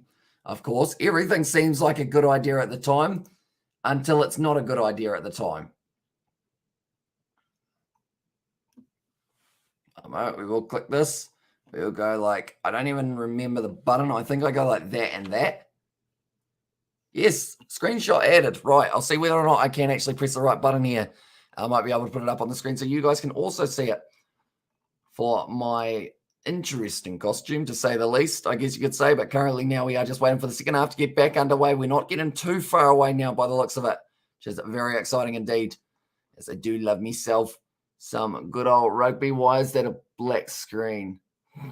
Okay, my screenshot worked. It just didn't take a screenshot of the actual video, which is weird. So I guess I can't quite show that to you. And I'll send you a good screenshot from that stream. And there's Sebastian. And also we have got the Kiwi. Do you think there will be or will be the 4 semi-final teams in the URC? Or who do you think, you think at least one South Africa team can make it? And so who do you think says your demise? So currently it does seem like, for me, it's Leinster, Ulster. Munster are struggling at the moment, but I think once they get all their internationals back, they will be right again. So I think I'm going 3 Irish teams. And then also I think the Sharks sneak their way in just a little bit. Although it could easily be Edinburgh. They're actually quite high up there at the moment as well. And also, Hamish, did you ever watch a hurling match? Not quite, but I am looking forward to it when I do get the chance. And also we've got there, in there, think we've seen T20 pitches affecting Test cricket, says Gareth there as well. At one moment, we will click here and we will go back to this one. And I will go like this. There we go. I have pulled up the Discord there. I can't take screenshots of YouTube, I've just learned, which is weird with my live streaming software and kind of annoying. But currently Scorman able to score in the 34th minute. Then for Ireland, they have been able to get 2 tries. Dan Sheehan and also Cian Healy was the other try scorer. And hurling Shinty is such a fun game to watch. And there says Katie Dixon for that one as well. But currently only the 9-point difference between them. And go Kyles, I should say there, rather than Kylie's, for that matchup. And also, Drew Hamish, I agree with you there. Says your demise for this one. But currently, do let me know, ladies and gentlemen, who do you think will score the first try of the second half? Do you feel it will be an Irish player? Do you feel it will be a Scottish player? Or do you feel there might not even be another try in this match? Do let me know. It could be a stalemate, perhaps, for the near future. But we will go like this. We will go like that. There we go. And neither lineup has made any changes by the sounds of it here for this matchup. But we will go like this. And we will also go like this. There we go. We are all sorted. And we are ready to go for the next half of rugby. Hopefully it is a good one. Hopefully it's close. And they do go down to the wire perhaps in this game. But James Lowe now hasn't really had too many opportunities throughout this match now. There we go. Has sorted out that. Just making sure that we were running smoothly, which we are indeed. And also, I am, says Jan Lubrand. Welcome into the live stream, mate. Hope you are doing well. And Tyke Furlong will score. Okay, I'm liking it. The prediction of the front row. Currently, we've already had 2 front rowers for Ireland scoring. The only one to not score for Ireland, though, it is that man, Tyke Furlong. Now about to kick this one off here. Stuart Hogg kicks it high, just outside of the 22. Almost retained by, I believe there was actually... Who was that? That was actually Kyle Stain just throwing himself on the ground on the first half it was. And there says Jan Lubrand. Your first name really gets me every time, doesn't it? But it's Jan Lu, isn't it? Now going up for it, taken beautifully by Matt Fagerson. And now Ali Price going back across. They've currently got a 9-point lead here for the Irish, but it seems like Scotland are starting the second half at a bit more of a frantic pace than they did for the first. Still available. Now out the back line, Stuart Hogg, good attack and run here. Good quick step and feet from the Scottish captain. Now 35 out. Scorman passes it across and joins that breakdown as well. Price goes back. Kinghorn.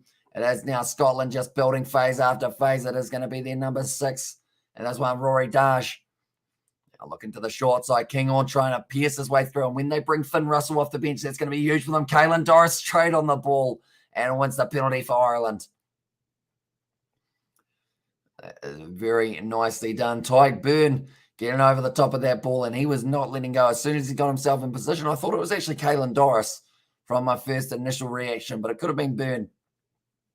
And now Johnny Sexton be kicking this one for touch, but only 39 minutes left of this game to shape whether or not their last game of the Six Nations is going to be a huge one that matters just that little bit more than it already does. France, they are going for the Grand Slam, already winning 4 from 4. England, they do want to put a complete halt to that plan for the French, but it is going to be at Stade de France in France.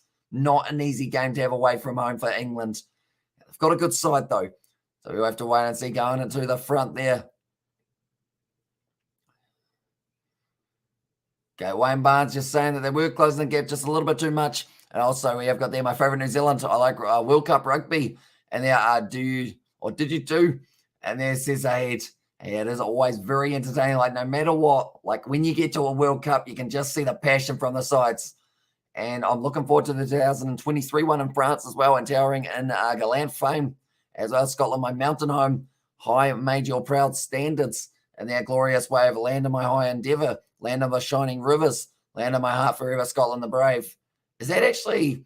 Oh, Jameson gives him Parker straight off the middle. We'll go back to that. But now going for the grubber reminder. It's just a pass across to Mac Hansen, who gets driven almost into touch. He somehow keeps this one in the field of play, and Dan Sheehan now has got this only a couple meters out. Now, Ian Henderson goes back across Bundy Aki with a bit of crash ball. Sing with me, as I says, Gareth. How about now Mac Hansen once again trying to have a bit of a pierce on the line. He is down on the ground, phase after phase here, building up Johnny Sexton across now to Caelan Doris. Rush defence on him. And was Johnny Gray able to tackle him? Still there for them. Jameson gives him back, goes across to Sexton now. Out to Arkew, straight and tries to go straight through the gap, unable to. But now they've got numbers on this bottom-hand side. But Scotland, they're looking pretty strong in defence. Hugo Keenan getting pushed towards the touchline. 7 phases in a row now. Gibson Park goes back across to Tyke Byrne. And also Magic Fling. And there's Katie Dixon. Now, I don't know whether or not that was legal from Big Fanda Sangadine.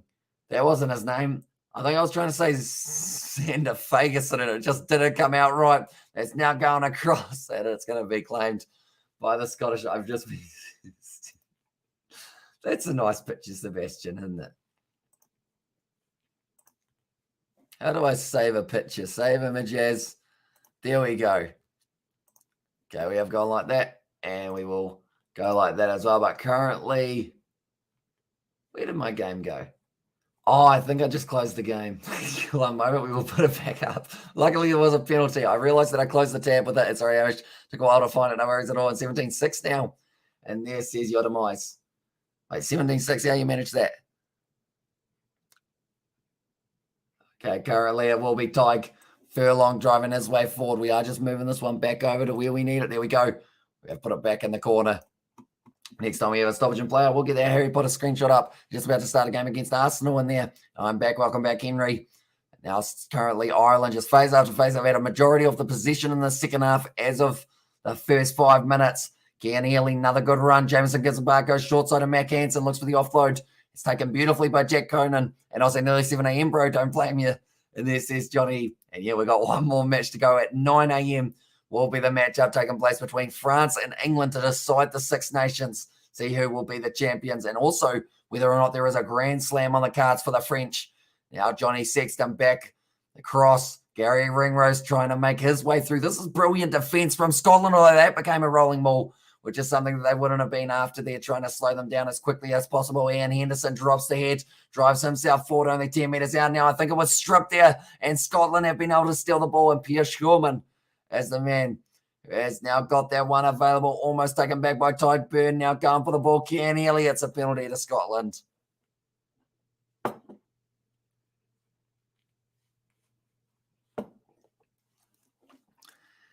Water. Gotta love it. But one moment, if I go like this, and I go like this. So, I mentioned about the fact that I did a game between Wales and the All Blacks on Halloween. And I found this screenshot / Sebastian found it, but this is from the match that did take place. That is my Harry Potter, ladies and gentlemen. It's a very good one, of course. As you can tell, those glasses were not mine, and I couldn't see anything out of them.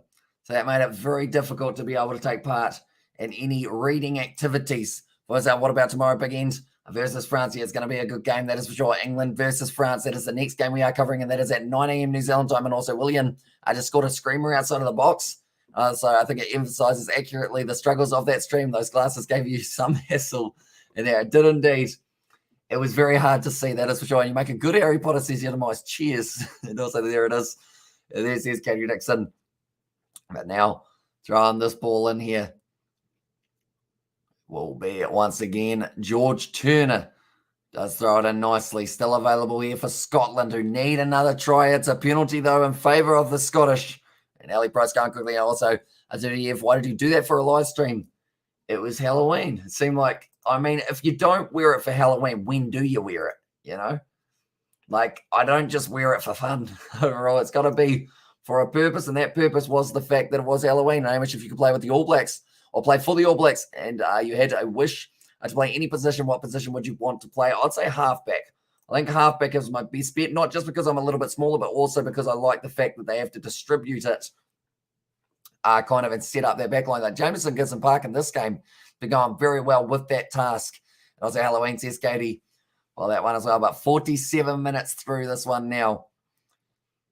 I'm nervous for both sides, to be honest. Scotland, they want to try and get themselves above England on the table, but Ireland, if they win this game, they keep their hopes of winning the Six Nations alive. Interesting choice, Hamish. And yeah, I think it was because we had actually talked quite a bit about the Leicester Tigers winger, Harry Potter. His name is literally that.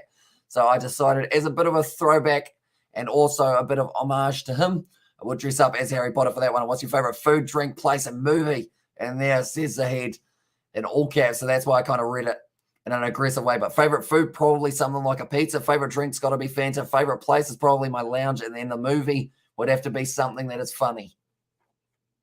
There we go. I feel like I gave very vague answers for a few of those, didn't I? But now currently driving their way forward once again. I'll play at number 10 or number 14. And that's Sam Henry, still available for Scotland. Now they have had the last better, or kind of the last little while of the ball, and also, and they just can't stop, or they can't just, and they just can't stop themselves from making wizard jokes in there.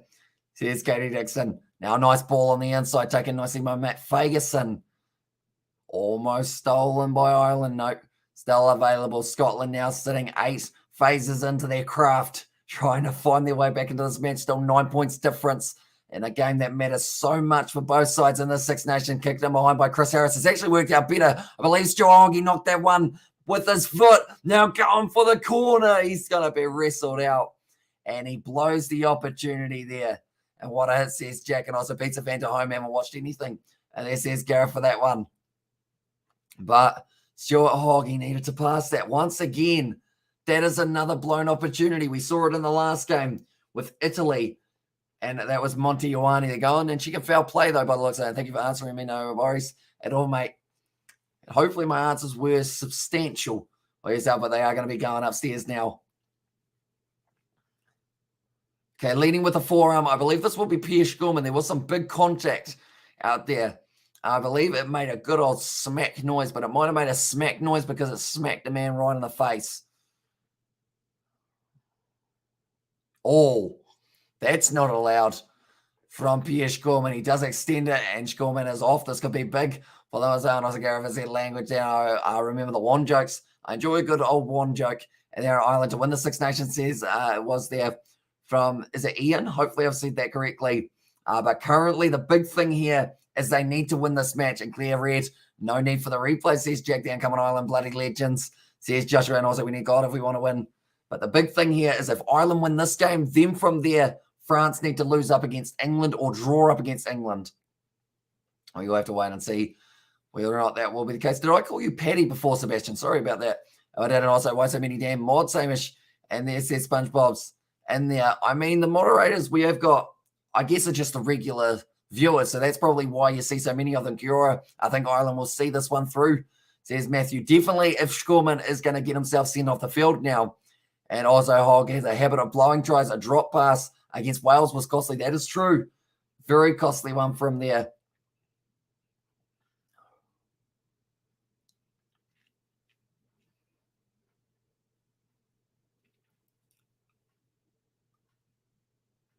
Oh. Okay. They're having a bit of an argument now.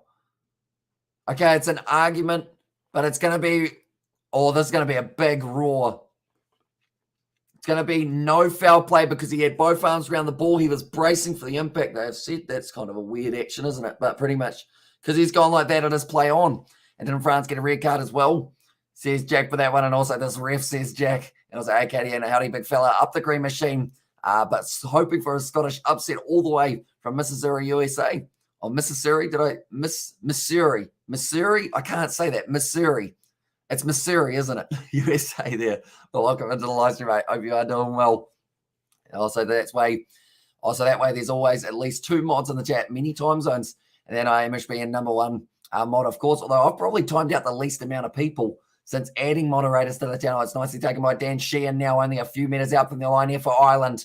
And if Ireland get a bonus win, can I be mod? Says Jack there.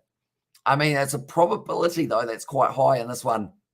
Also, no red lies and filth. And then Missouri. Oh, that seems so simple. Missouri. What was I saying? I think I was combining Missouri and Mississippi for that one. So it was just making my tongue go in all kinds of weird directions for that one. And also Miz and there. So Missouri. Okay, I feel like I don't know what happened to my tongue in that first few stages of trying to pronounce it. Missouri. I feel like I'm well learnt now. And also we have got the Scottish win. Can I be more? Says SpongeBob. And then one also Irish plays that WWE 2K20 game. It's launched with new online mode. We are able to play cross-platform. It is even available on PC, Xbox. You play with any players in the world. Says Coding, I would like to get the game, although at the moment it is quite expensive. And yeah, so I might wait till it's on special, possibly. Evander Fleur is the best number 7 in the world. He's certainly going well at the moment. It's a penalty there to the Irish. Does he take it quickly there? Jamison Gibson-Park decides against it in the end.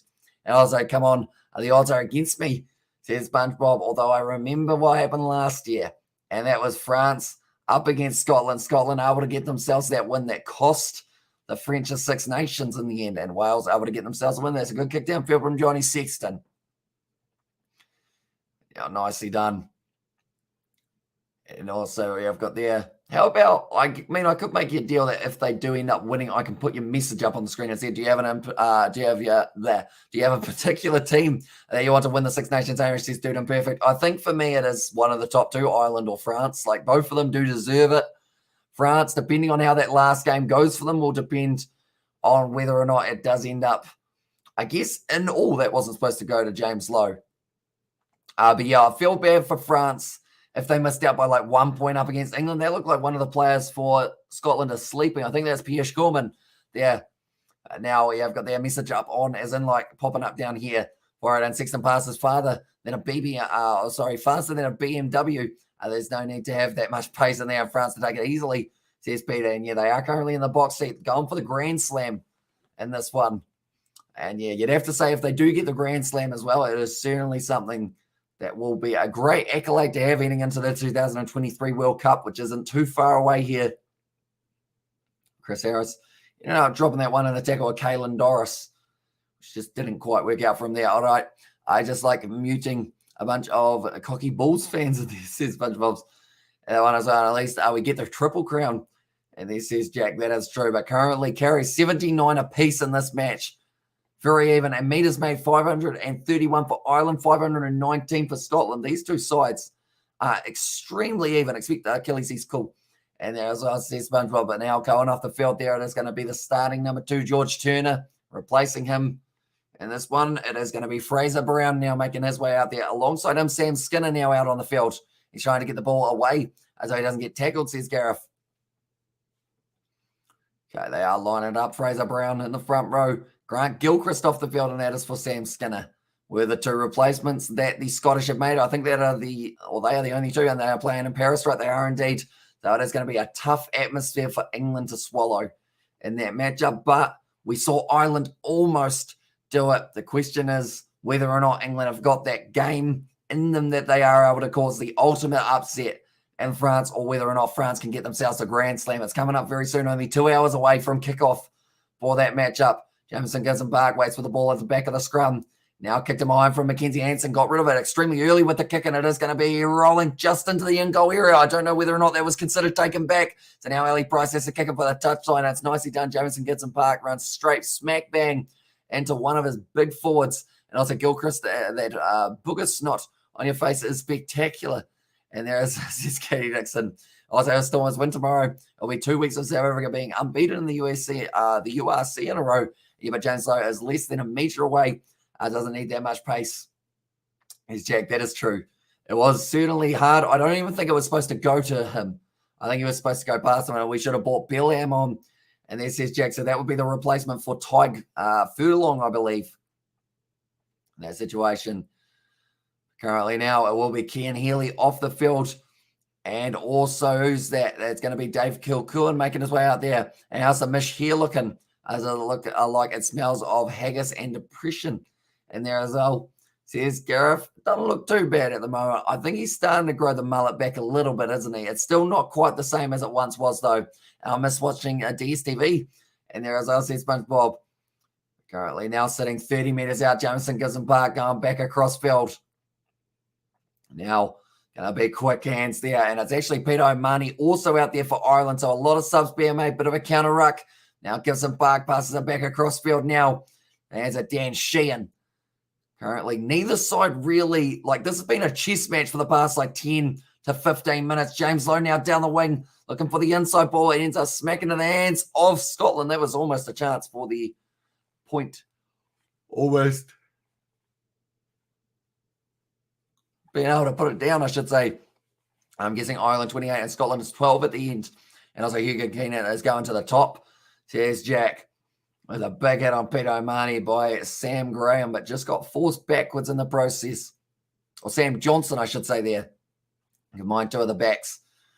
This was close to them being able to put the ball down there, Ireland. And evening, Hamish. Hope you are you good? Are you covering the France game? I sure am. And that will be our 6th game in a row that we are doing on the channel. Although we did miss Lions versus Munster, which is a shame because that was a very good game of rugby going right down to the wire, but my voice probably wouldn't have been able to handle that one as well on top of the ones that we have already got that we are doing. But we are currently sitting on our 5th live stream of the day.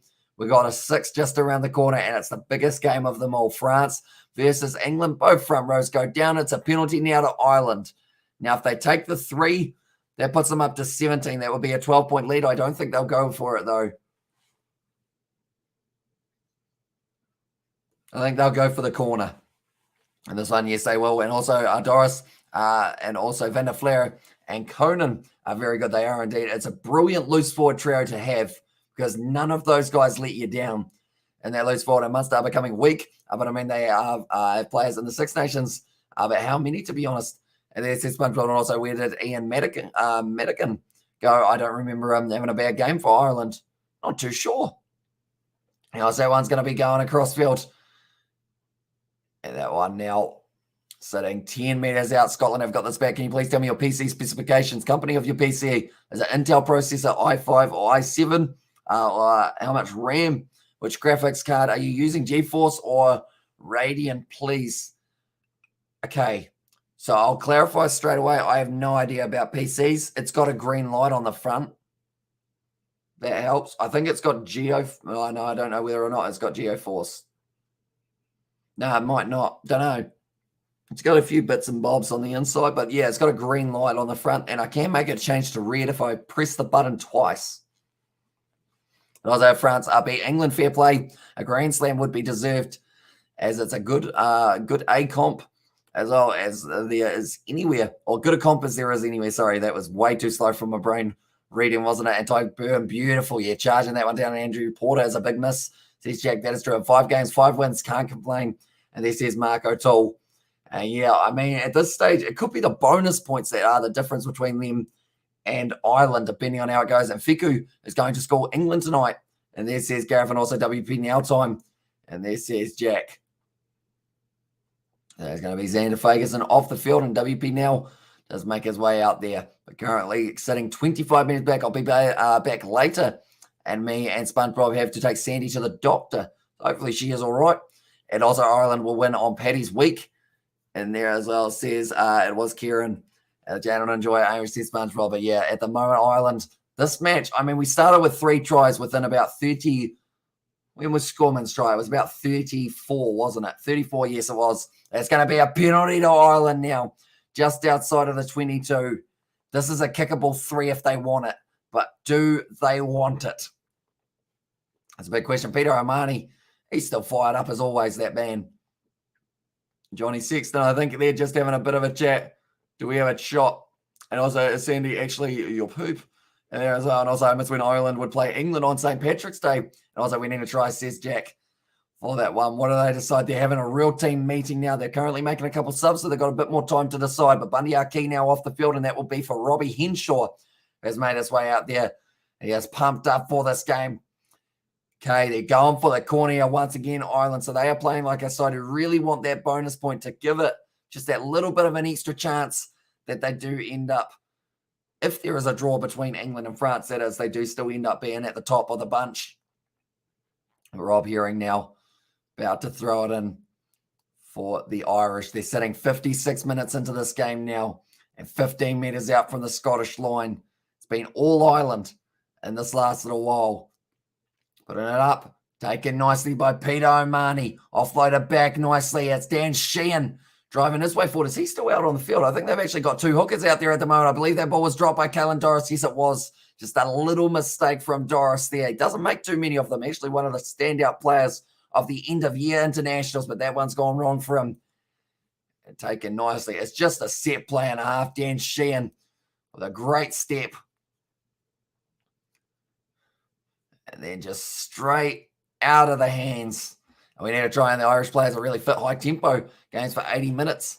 And there as well, says Jack, and they are certainly going to need it in this game. But Ireland, as we currently sit, they will be sitting top of the Six Nations if this game ended right now. Of course, though, still got a lot of time left. Still going to be another total of, a moment, we will go like that. It should update itself, but it's going to be another 23 minutes of this matchup now. But 5 metres out, Ali Price with the scrum feed. Scotland need to make sure that they do end up having a stable scrum here. It looks pretty shaky at the moment. He feeds the ball in. They'll be looking for the penalty. It's gone up in the front row. I believe that was actually Pierre Schorman. That's an awkward bend for Tyke Furlong. Everyone's gone down in a heap. And now they are kicking it for the touchline. Yeah, the Irish are super fit. And there's Gareth close to the touchline, but now taken nicely by James Lowe, running it straight back. In fact, it's Hugo Keenan. Got to take and run up to the 22 now. Still going to be available here for Ireland as they put a few more phases together. WP now making his first tackle since making his way onto the field just very recently. That was for Xander Fagerson. And Henderson, once again, continuing to drive his way forward now for Ireland. And fitness wins matches in Scotland, no good. And there says Lake Show, passing it back to Sexton now. It'll be Rob Herring. In fact, that was actually Dave Kilcoen. Got the ball on the inside, a little bit of a juggle from Jamison Gibson Park. Getting a good leg drive going close to the touchline, but still just going to be available for them. Mac Hansen passes it across to Peter O'Mahony. And also Ireland should merit the title. And there is us, Gianpaolo. That one, but now around the side, Mac Hansen finds the ball on the inside to James Lowe. Closer, 5 metres out now for the Irish. Using their big forward, big Tyke Furlong. Great carry forward from him. Gibson Park recycles that quickly off to Tyke Burn. Metre short now. Tyke Furlong, bit slow getting up. They've got the advantage as well. Which way does he go? It looks like he's going to be setting up for Tyke Burn. No, instead goes across to Dan Sheehan running straight sideways. Chris Harris being able to make the tackle on him. There's a player down for Scotland, so they're playing with 14. Robbie Henshaw almost able to reach out. Doesn't quite get there. Caelan Doris now also getting extremely close. Going to be just short of the line. In fact, he's 5 metres out now. Finding the offload up to Josh Brendan. Fleur puts the head down and scores the try. And that is a massive moment for the Irish. Josh Vanden Fleur scores it. And that could be enough to help them out. Yeah, I think they might be going upstairs for something here. Are they? No, they are happy enough with it. And Van der Fleur has been able to get himself the try in the 59th minute now for Ireland. That will give them just a little bit more of a lead. One more try will give them the bonus point as well. I'm trying to try for the Irish. And they have from Katie. And also Sebastian has got a try for Ireland as well with the Clovers. And that was a little bit of luck there. Luck of the Irish, as they like to call it. And it was very nicely done by Josh Van den Fleur. And that's game, set, and match, says Cameron. Although I'm still hesitant to say that they have won this game at this point because of a game that I saw for Super Rugby where it was Moana Pacifica. They're going upstairs to check something here.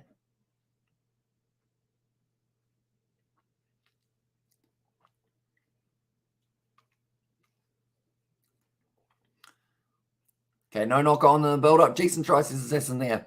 It was indeed, and it is going to be awarded as the try Kicks it straight over Johnny Sexton, and now the score will be 21 points to 5 in favour of the Irish.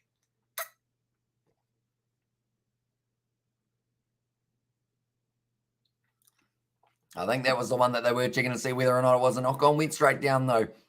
Anyone who is new to the channel, be sure to leave a like and subscribe. We are going to be back with plenty more international rugby, also Super Rugby, the URC, you name it, rugby competitions around the world. We are going to be covering them. And also, if you guys are keen on, I guess, a few of the other sports around the world, we have got the likes of the Kiwi Lads Sport channel, which is there. And that is going to be covering the NRL, football. We are going to be doing the FIFA World Cup over there. Also the IPL for the cricketing side of things will be on that channel also. But currently inside of their own 22, Ireland, after receiving that kickoff now, Jamison Gibson Park looks to roll it back and put it high. And high it has gone right into touch there. They won't be able to take that one quickly for Scotland.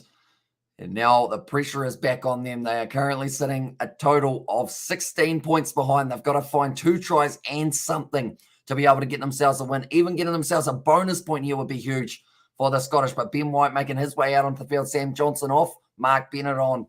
And Ali Price, his night is done now for the Scottish international number 9. But the big thing is, if they do get within 7, they get a point, and that will put them above England on the points table, which would be huge for the Scottish, as that would mean that England have more pressure on them as well. And I feel like that is what they probably need. Do they want to go in sitting in the team in 3rd, or do they want to go in sitting in the team in 4th? And maybe that could be a big difference in the way that they do play. But that one's gone high now, just outside of the 22, taken nicely there by Kyle Steyn. Been pretty quiet throughout this game. Haven't seen a huge amount of that man. But now ball is going to be available once again here. Nice step from Matt Fagerson. He's been working hard throughout the full 60 minutes that we have had so far, and will continue for the rest of the match as well while he is out there. Ball's going to be kicked high and long by Ben White, getting some good distance on that, but taken beautifully by Jamison Gibson Park, the opposite halfback. Now kicks it in behind, looking for some grass to bounce the ball on. It does sit up nicely, though, for Scotland. Now Stuart Hogg looking like he's going to be running this one back. He's decided that he's sick of kicking the ball away, and he's trying to go straight through. He gets back up, goes again up to the halfway line now for Scotland. Now White goes across to Pierre Schurman, who's had a busy game. Matt Fagerson looks for the offload. He does end up finding it. King on quick hands now for Scotland out there back line. Very nicely done. Hamish Watson trying to pierce his way through. Does end up getting the offload slightly wrong. It goes into touch, and it will now be the Irish line out themselves there. But a quick-paced game for the last 20 minutes. Looks like it is what is going to be just around the corner for us here. Stuart Hogg. Very good run forward. Breaking through the tackle of Hugo Keenan. Johnny Sexton got a knee in the back of the head there, and he wasn't even trying to make a tackle. That was very unfortunate for that man. That was just a little knock on. In fact, sorry, not a knock on. He just ended up dropping the ball, unfortunately, and then slipping with the kick onto it. And Ian Henderson, he now looks like he is going off the field. That will be for Kieran Treadwell, who is out there now. So both sides getting relatively close to making all of their subs. I believe we're still yet to see Finn Russell here in this match. He is on the bench, but they've decided to leave King on out there as long as physically possible, I guess. There's one, but now it will be Josh Bayliss. He is on the field for Matt Fagerson. So I did say he would be going right to the full 80, but now he's been taken off. Maybe he was working too hard in the early stages of the match. But it's interesting how long they're going to save Kinghorn out there for until they go to Finn Russell. It's probably, I think he's almost the only sub that they've got left to make, other than maybe Alan Dell would be the only other man. But Dan Sheehan now making his way off the field. That is for Rob Herring. He's had a very good game, and that one for Dan Sheehan. And also, as much as it pains me to say this as an Irishman, I'll be hoping for an England win. Says Dice, don't worry, you're not the first one who has mentioned that. Of the fact that it's going to hurt you a lot to say that you hope England win. But at the end of the day, I'm sure that the sweetness of being able to raise that Six Nations trophy will just be that little bit better. Even though you will have to let them, I guess you'll have to give England a little teeny-weeny bit of credit, though, of course, which is going to be brutal. By that one, I know that the rivalry between Ireland and England and the rugby side of it is very strong at times, and Poms gave him a tap last week too, says Johnny there. And also going to make tonight extra interesting, says the session. It sure is. Definitely if Ireland score themselves one more try in this fixture, it's currently sitting on 3. One more will give them the bonus point. Mac Hansen trying to go straight through. Hamish Watson able to make the tackle on him. Now trying to use their backline. Something that Scotland have done very well throughout this match, I would say, is definitely the fact that they've just been able to really spread their backline in a way that makes it look like they've got more than 15 out on the field.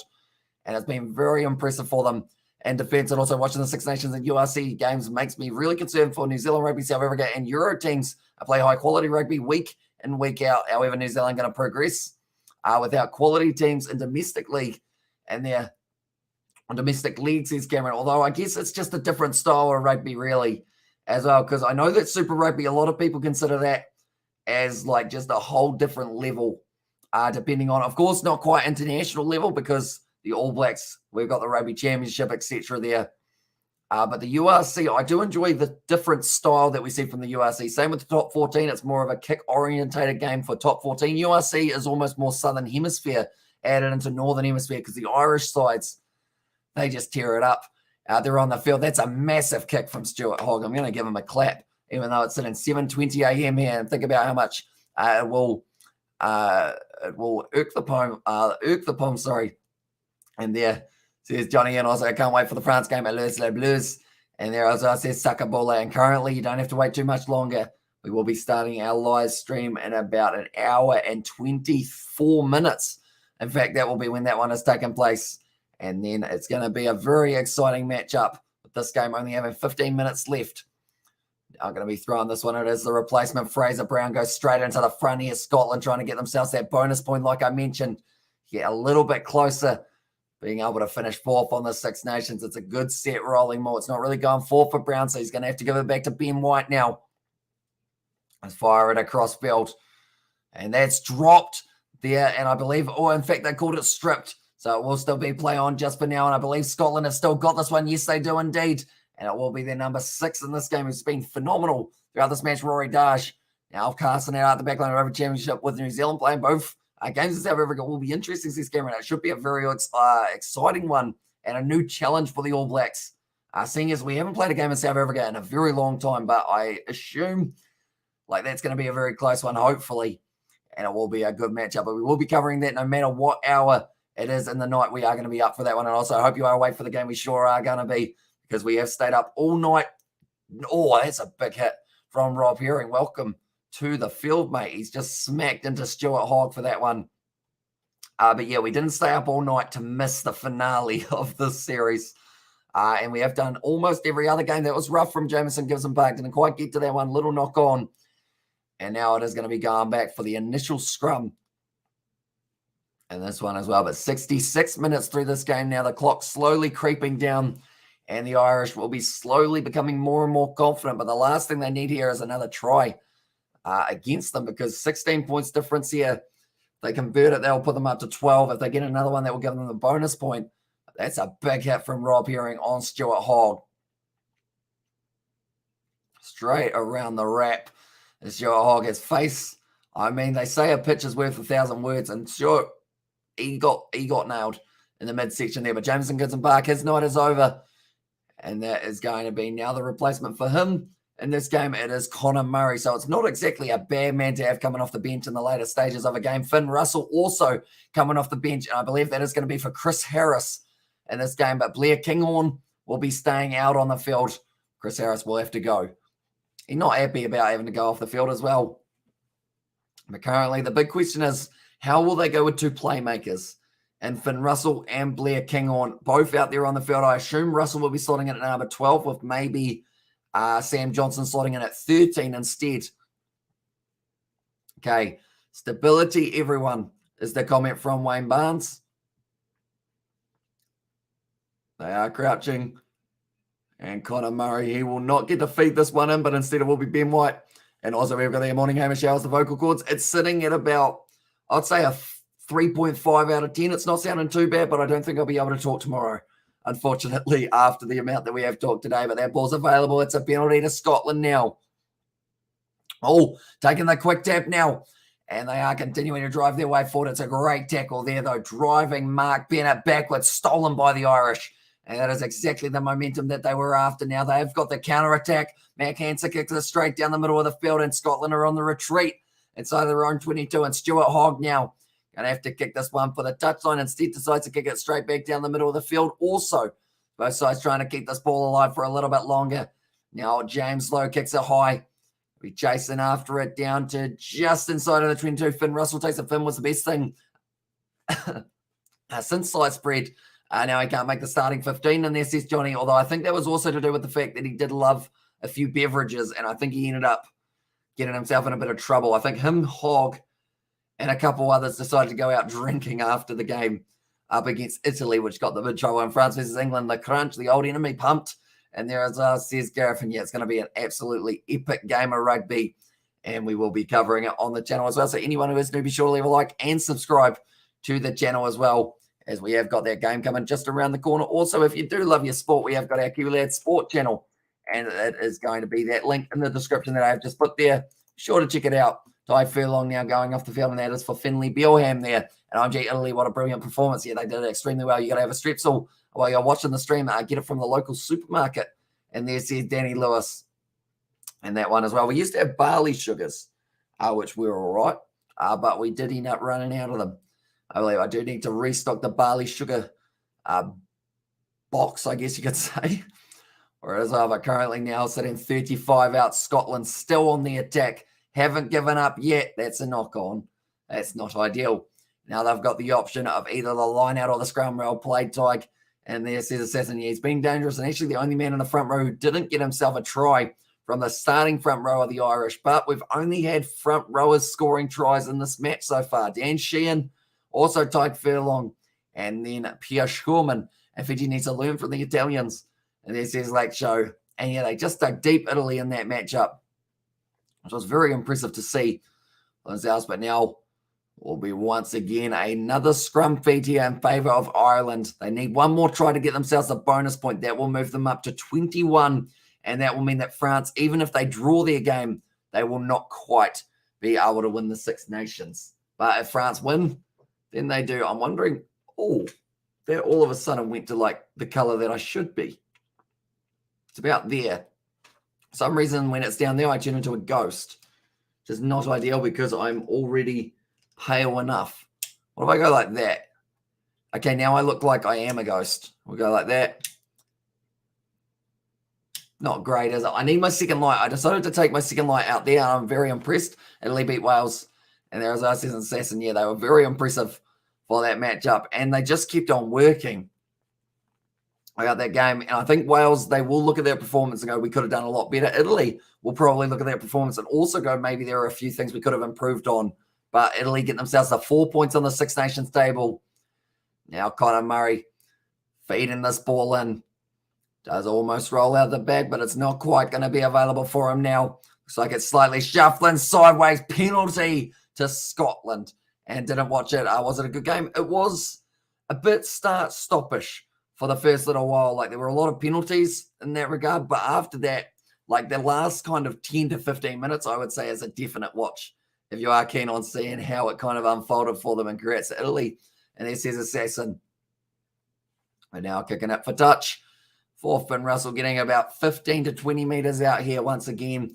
They are going for the corner. Scotland haven't given up in this game yet. And if they can get themselves a couple quick tries, WP now was actually the man who got penalised for that one. He was disappointed.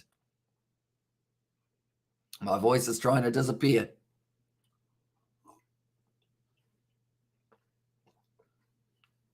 This should help. Also, the last run from Italy was epic. Says like show was indeed. And also the Italian flags from Crazy NZ.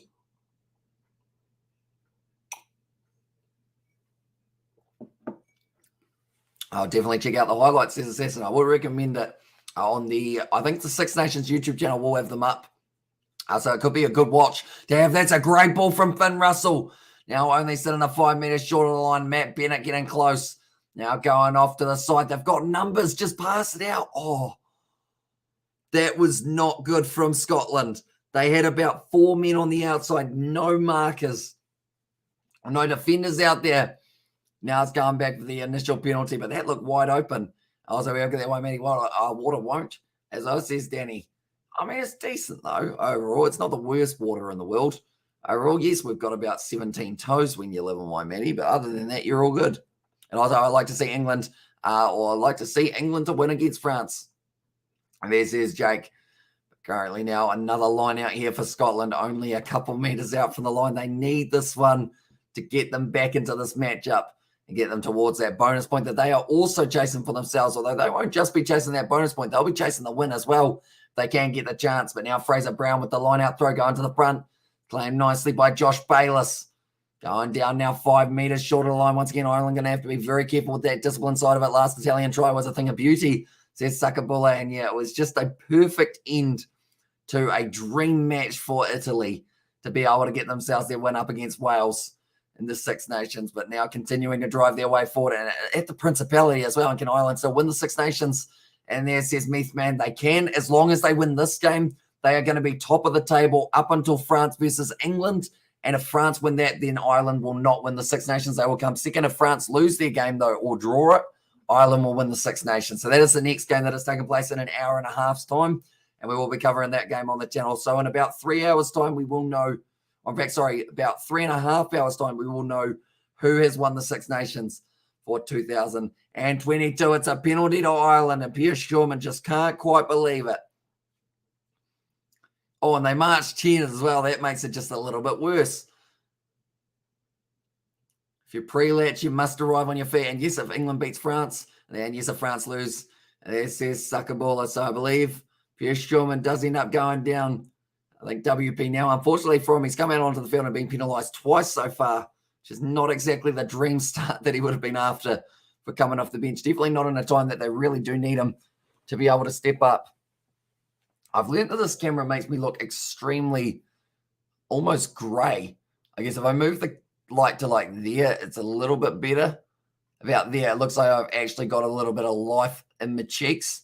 But when it's back there, I wonder if I can set it up so that it's actually going to sit there.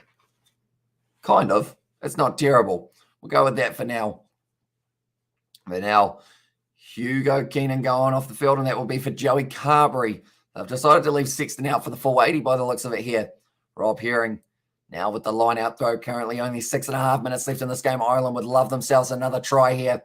Can they get the job done? Sexton throws it off now into the hands of Gary Ringrose, who has just been running it hard at the line all day throughout this match. Pierce Gorman, he is off the field now, and that is going to be for Alan Dell. Short ball out to James Lowe, close to the touchline. He's somehow getting himself in the field of play, but it's been put down there instead by Treadwell.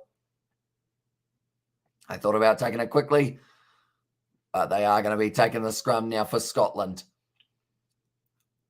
James Lowe. Oh, he's done so well to stay in the field of play, and then Treadwell unfortunately just ends up putting down the ball over the touchline. But Finley Belan gets a tap on the back from Treadwell here. He said, sorry about that one, mate. Now you have to make sure you push super hard in this one and do get us in a good position. Okay, we got to keep it off the floor. You can go back, you can go forward, but you can't go down. It's a comment from Wayne Barnes for scrummaging. And it's been relatively smooth, I'd say, for the scrums throughout this match compared to some of the ones that we did see for the earlier stages of Super Rugby this weekend. They were just a little bit rough. That one, now the front row's going down here. Feeding the ball, and it's gone down on the front row. So literally the one thing that Wayne Barnes didn't want is the first thing that happens. And that one, but currently, do let me know your score predictions, ladies and gentlemen, for France versus England. We will be having a look at them, of course, on the next live stream that we do transfer over to pretty much straight after this one. But I'm excited. I feel like there's just a big chance that we see, I think it's going to be close anyway. I don't know about exact scores, but I think it's going to be close for it. So we'll have to wait and see how it does end up going. Because that's the thing. England without a bonus point win still sit exactly where they are. England with a bonus point win still sit exactly where they are. If they get a losing bonus point, I think they will be close enough. Did you guys see me just bite the side of my mouth there? That was kind of a weird feeling, but now running his way forward here once again, Ben White. It's an advantage. He's held up. He's going into touch, and everyone just puts him down nicely. I think someone got a smack in the air there. I think it's Hamish Watson. Okay. Now, they have got 4 minutes left in this game. Finn Russell going to be kicking it for the touchline.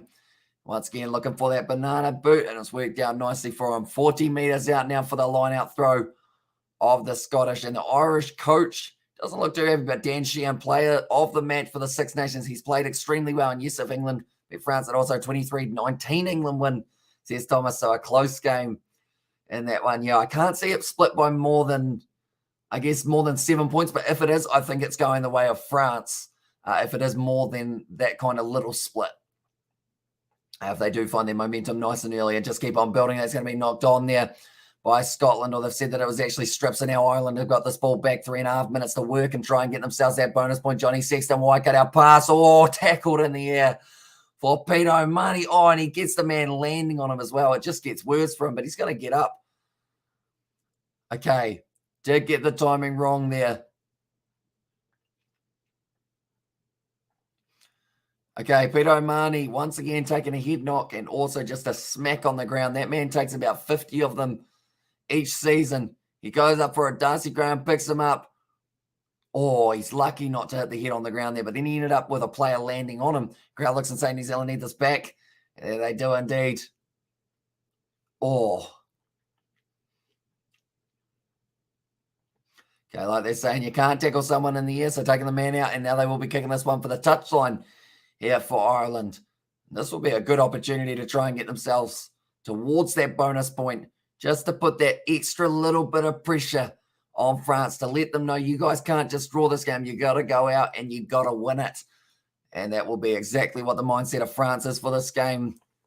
That is coming up just around the corner. That is going to be a 9 a.m. start, so only an hour and 24 minutes away. Taken nicely by Ireland now. Josh Brandon Fleur-Sells a nice couple dummies. Goes short side. That's going to be a deliberate knockdown, I believe. Yes, they have got the advantage now. And that will be maybe just the knock-on advantage at this stage rather than being deliberate. But Treadwell continuing to carry the ball for Conor Murray. Off to Sexton. Interception. They'll be going back for it now. James Lowe. Looks like he is a bit fired up with Finn Russell there. He's been able to get the ball back, and now there's a bit of push and shove out there on the field. Tempers are flowing at the moment. James Lowe just having a bit of a chat with, who's that big man? I think that was actually possibly Sam Skinner in that situation. Okay, Johnny, off we go. It's going to be a penalty. Okay, it's going to be a penalty there for the deliberate knockdown. And now Johnny Sexton, he looks like he's going to be kicking this one for the corner, or is it? They look like they're about to go upstairs for this one, perhaps. It's a yellow card against the youngster Ben White. And also they'll gives a damn about rugby in there as well.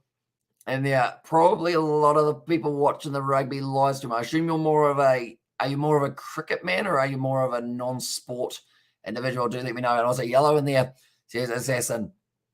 That one's gone into touch now. And now 10 metres out for the line. 78 metres, or 78 minutes, I should say, in yellow in there, says Assassin for that one. But yeah, now they're going to be down. And Bobby O'Do says Lake Show. And that one as well.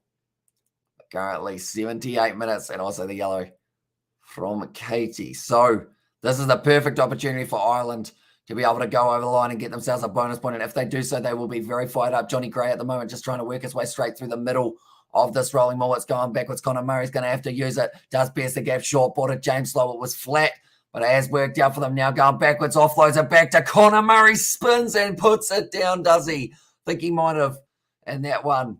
And he does. And now Johnny Sexton celebrates. Conor Murray scores a try.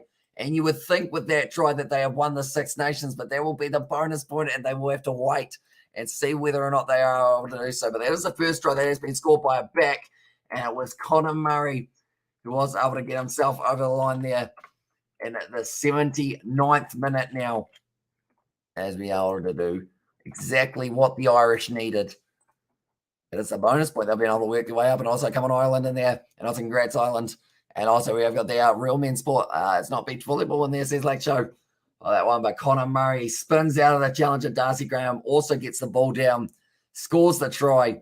And now I believe with 40 seconds left, they'll be able to close out this game without even needing to really even have the scrum reset, or not the reset, sorry. Or the reset, but just not for a scrum, I guess is the best way of describing it. But nonetheless, we are getting close to the end. A bonus point, hopefully, he says Assassin. It is indeed 4 tries you do need for a bonus point, and they were able to get just that.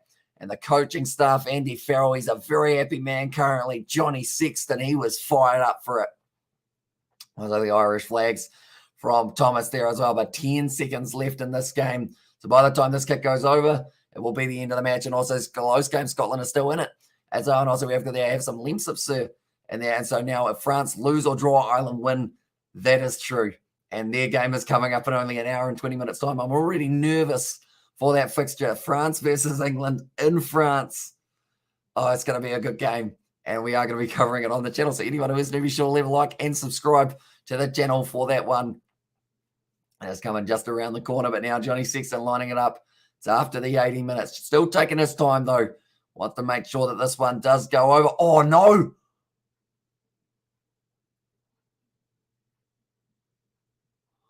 Okay. That wasn't the face of me for Johnny Sexton missing. Someone from Scotland tried to charge that down. He was charging forward, and I think he's just blown his calf. I'm not too sure who it was.